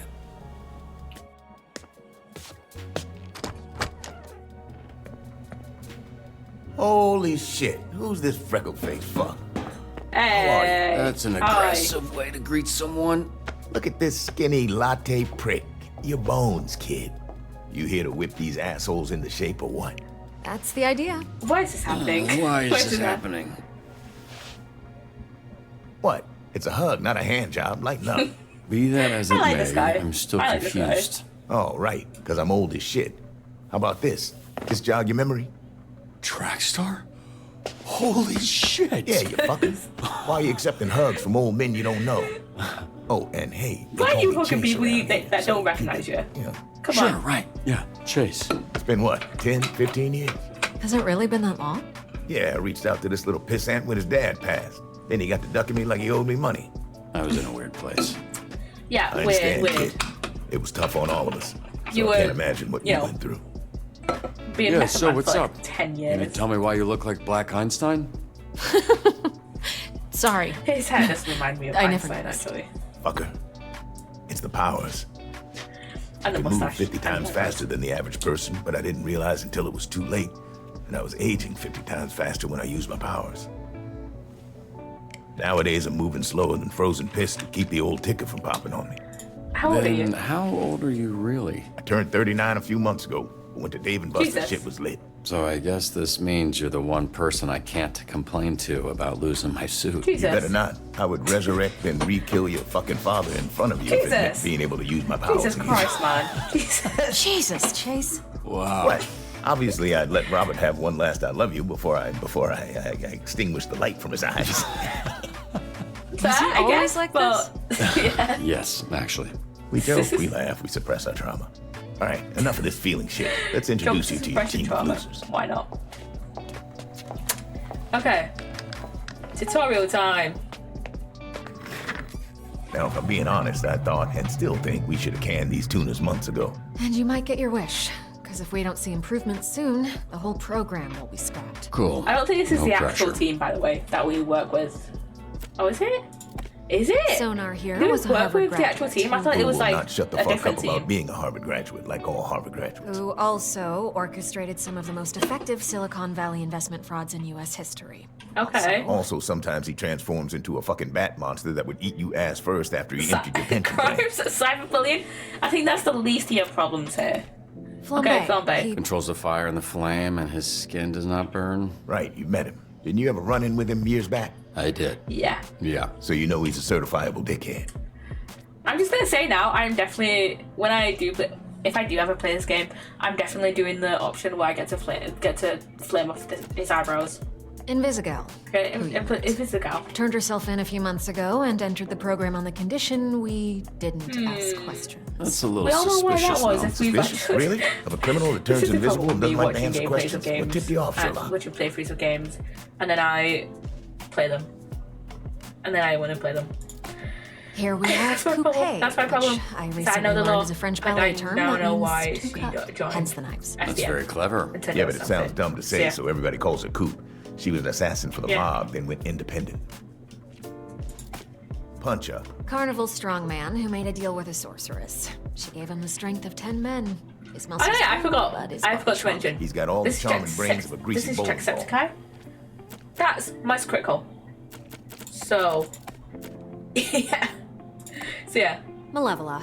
terrifying. She's got a magic sword, and she creates portals that allow her to teleport. Somehow she's still late for every fucking meeting. Yeah, I'm pretty sure she does it on purpose. Yeah, definitely on purpose. And then we've That's got Golem. He is a construct. A construct? Yeah. It's up to the piece. I think Bunch that's of the dirt least and of mud your made sentient with magic. worries. Anything I I'm think he's betting in what? lonely. Anything I'm betting in what? He's like probably the most peaceful one of all of them though. Prism. And the youngest, he's Michigan born 20? and raised. He's what, younger than me? Weird. She weaponizes light rays or some shit. A lot of this stuff is a guess. Why does she dress like a pop star? She's actually super talented. Exit Wait, database. so the Z team, my team, their Phoenix program? That is correct. Your own motley crew of dangerous fuck-ups. We're not looking for miracles, but we'd love one if we could get it. Can you show him his desk? Sure. What's that arm squeeze about? You want one? Here. Fuck off. This fucker, oh my god. This guy. Okay, our desk. This is you. Pretty sparse, but feel free to decorate.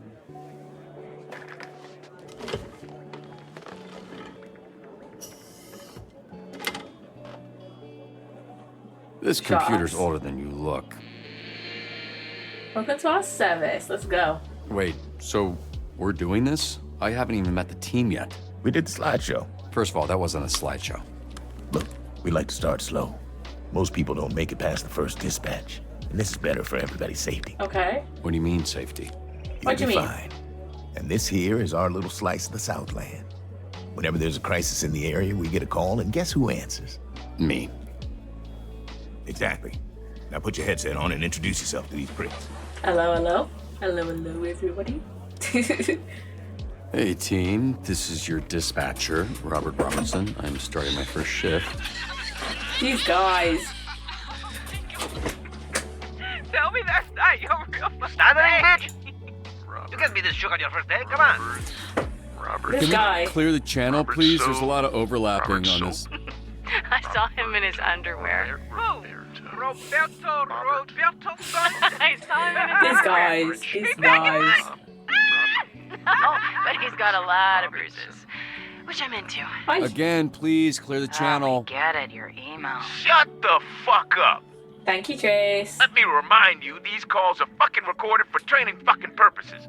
So keep the fucking line clear before we send your stupid fucking asses back to whatever fucking cell we pulled your stupid fucking asses out of. Alright? Language? Okay, receiving calls. Your dispatch, your job is to respond to various calls from subscribers within the city of Torrance by sending heroes from your team.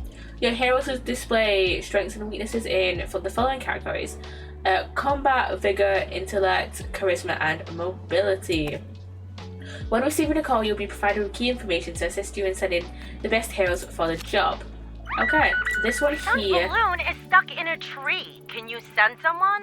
Okay, clarify what T. That means mobility, I assume so. Cool. Jesus, fine. I guess I assume better in mobility.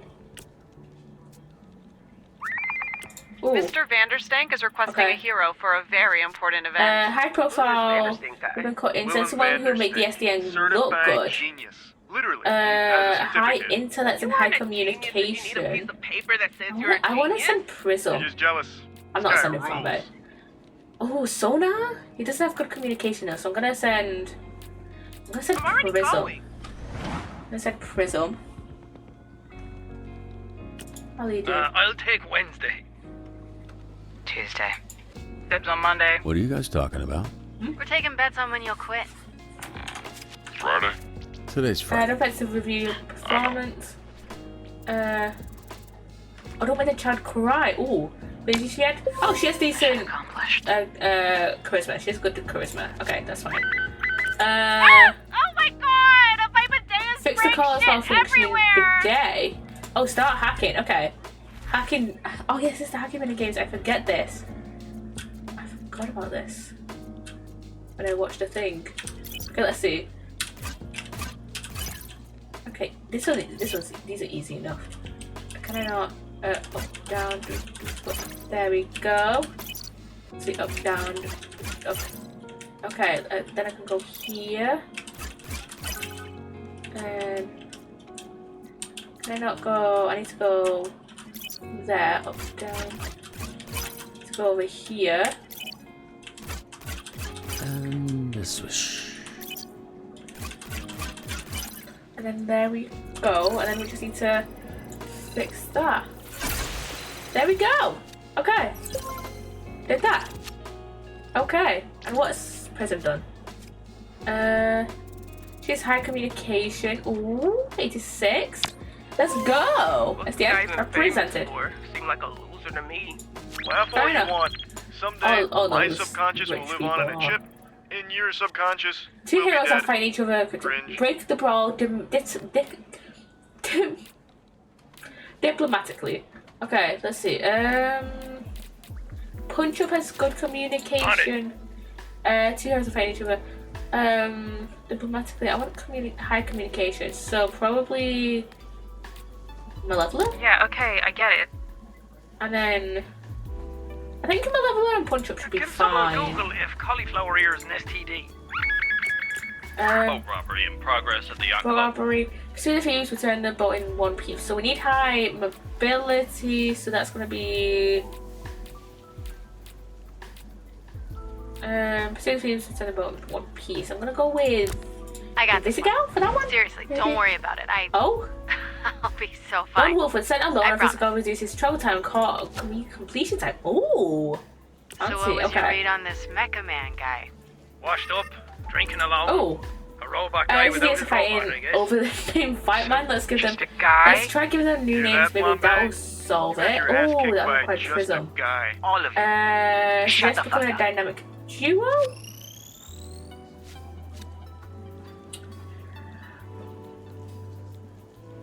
Oh, I'm on a roll. First round's on me tonight. let's go. Okay, they did well. Let's babe. Punch Up and You're Malevolent off right. well. Okay, those two are done resting now. Prism and Cooper done resting. Let's see. Okay, what did she do? How did she do? Good. So, Okay, she did well. You creaming over this or what? Whoa, okay. Ooh. Fire at a local park has gotten out of control. I said someone durable to prevent that fire. further damage The fire quick that's burning before 2 blocks from some where high you're defense standing. and high You in didn't start that. mobility. Yeah, I mean, I don't know what you're talking Ooh, about. I'll leave that for I'm now. afraid. So how could I know? Ugh. I wanna Mom, see these stop guys. fucking Criticism around. has I've been got taken enough up problems by without you robbers. making Avoid motion noise. Avoid motion Okay. sensors and apprehend the thieves. Coop in 2+ slots calls. If placed in the first slot, Coop's gains 1+ combat. If placed in the second slot, she gains 1+ mobility. I hear 1+ mobility. So avoid my high intellect, Right, high yes. movement. I'm gonna wait until these are done resting. These two. Quick. I'm gonna send Yeah, them to okay. Malevolent. Jenny the Bone Zone Diaz here. Today's I don't know if topic that is was all gonna about SDN, do well, hiring but okay. criminals Educating to Bones on protect SDS. us. A Phoenix program, high intellect. High intellect. So, high intellect and communication. Prism. Fucker said Easy. I was pregnant. Hell no. Excuse me? Oh, they got disrupted. Actually, hack into the hack into the system. I can do that. I can hack him. Easy. Let's see if I can do this. I can hack into with these guys. Ah! What am I doing? I want to go over here.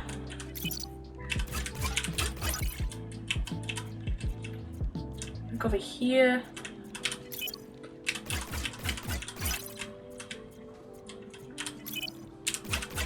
Exhibit A is back online.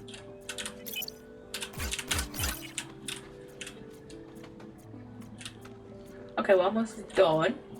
I'm doing well at this. I'm doing well at this hacking stuff. Okay. Don't be intimidated. It's just There we go. Ooh. Solar transforms after returning from a call. His intellect swaps with combat. His Okay, what's, charisma swaps with going on with vigor Solar? until the next call. Oh, that, yeah.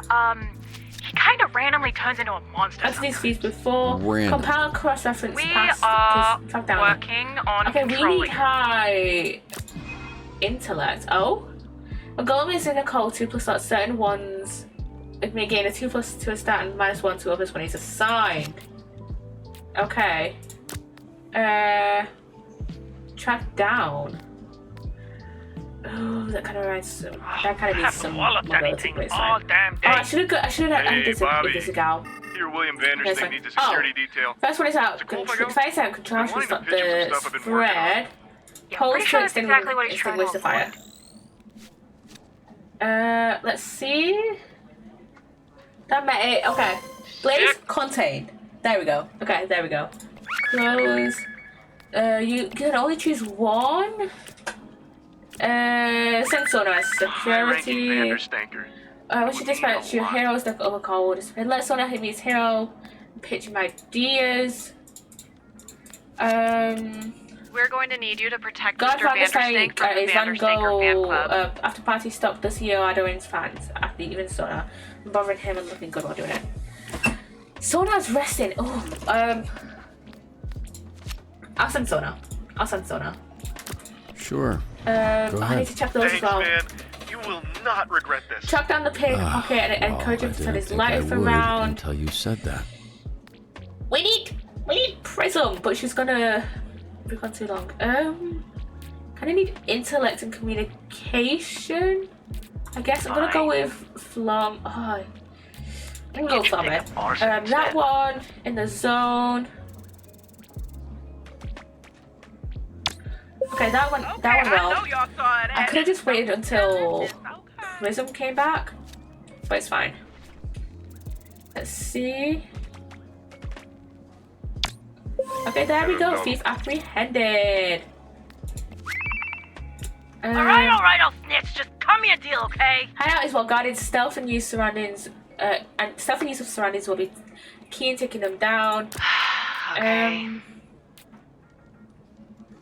I might as well. Fine. I might as well sound in this gallant cube. How long was the last dispatcher here? 2 days. New record. How Okay, the my fuck level did is that here. happen? I set this car Oh, on Sonar. fire. And the other side of hitting Sonar and he's guessing his human meat alternative. Pitch, how should we approach it? Oh, make it relatable? Make it relatable.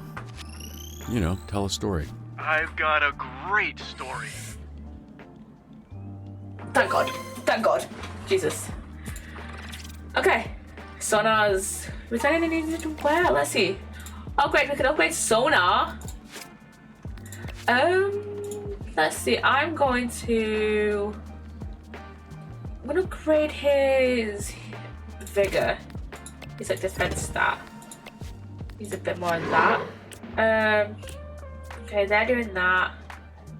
Okay. Oh. There's a lot of thieves in the hideout. How should the team approach? Take down the thieves. Let's see. We have high combat, so I'm gonna capture the thieves. High combat and high mobility and pretty high hit intellect. So, we're doing well. We're doing well for ourselves. I get it. I have that effect on people. Okay. I got the kid, but I've no idea what to do with a 12-year-old thief. Escort him home. We don't have high enough. I feel like we're the highest in mobility. We don't have high enough communication for that. No, I think so. Fucking effortless, though. Yeah. Of course you do. Watch me burn. On fight, after a success, Flambe gains 1+ combat and 1+ mobility.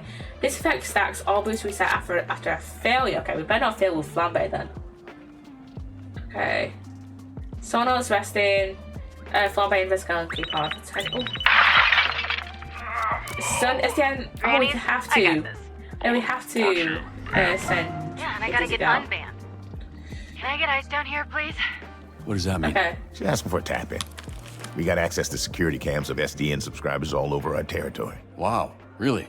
Is that legal? Don't ask questions. Just always make sure to read the fine print. I don't think that's legal, but okay.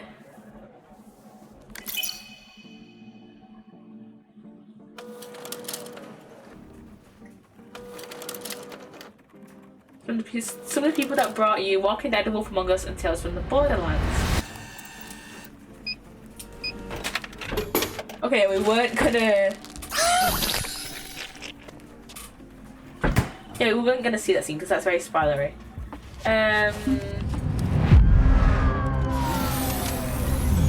this is the trailer for the official game. That was a fun demo. You're It didn't take Mega us too Man. long, like I said, it's about half an hour. You're dead, I thought. Just on the inside. My suit was I love destroyed. this. I love this. You have a lot I left to definitely give. want to. I would like to make you an offer. Yeah, that was fun. That was fun. This That is was very fun. STN. How can we help you? You want me to sit in an office and dispatch heroes? In exchange, we can make you Mecha Man again. Washed up dad bod superhero with no superpowers. Can't wait. I still want to play Whenever this. there's a crisis I still in want the to play area, this. we get a call, and That guess demo who was fun. answers? That demo was so fun. I really enjoyed it. So, Too easy. yeah.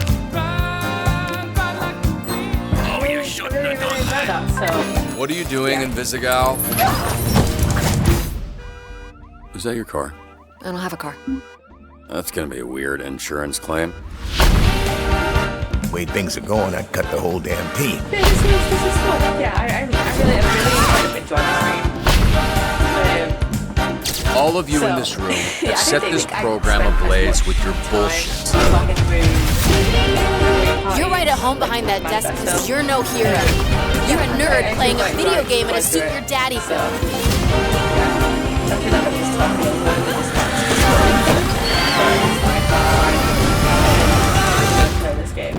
I do want to stream this game actually. At like some point. You gonna eat those Um, Twinks? That's not what they're. You know what? Because I Help used to yourself. really enjoy Minecraft Story Mode, so I'm gonna try to play it. Yeah, but I don't know why I haven't played more like choice-based. What's your games name, little at some guy? point. So My name's Pete yeah. and I'm naked. Oh, no, I refuse to believe that's what he sounds like. Wish list now? Yeah, I'm definitely. I already have it on my wish list. But yeah, I'm definitely gonna play it. So yeah. Thanks for playing Dispatch. I loved it. I loved the demo. So yeah, let me return to menu. Can I exit the game? Yes, exit game. Yes. And yeah, like I think that's actually a perfect place to end it. Actually, we're right on 10 o'clock. So and it says it has 3.2 hours of demo because I've just had it open all stream. Yeah, I've really enjoyed that. So yeah. Anyways, I'm gonna raid out, as you guys know, my other socials. Twitch. Where's my raid screen? There it is. As you guys know, my other socials are in the Twitch commands about me section and the description on YouTube if you are watching over there. And we're gonna go raid over to Annie Crafty, who is playing a bit of Stardew. I think she's doing a... What's she doing? She's doing like a celebratory. Can I see the title, please? Subathon. She's doing a subathon. It's her birthday subathon. Go enjoy. And yeah, let's go right on out to Addie. So yeah, go enjoy her stream. She's absolutely lovely. We love Addie over here. And yeah, we're gonna go right on out to her. So yeah, go on and enjoy her stream. So yeah, bye guys. Bye.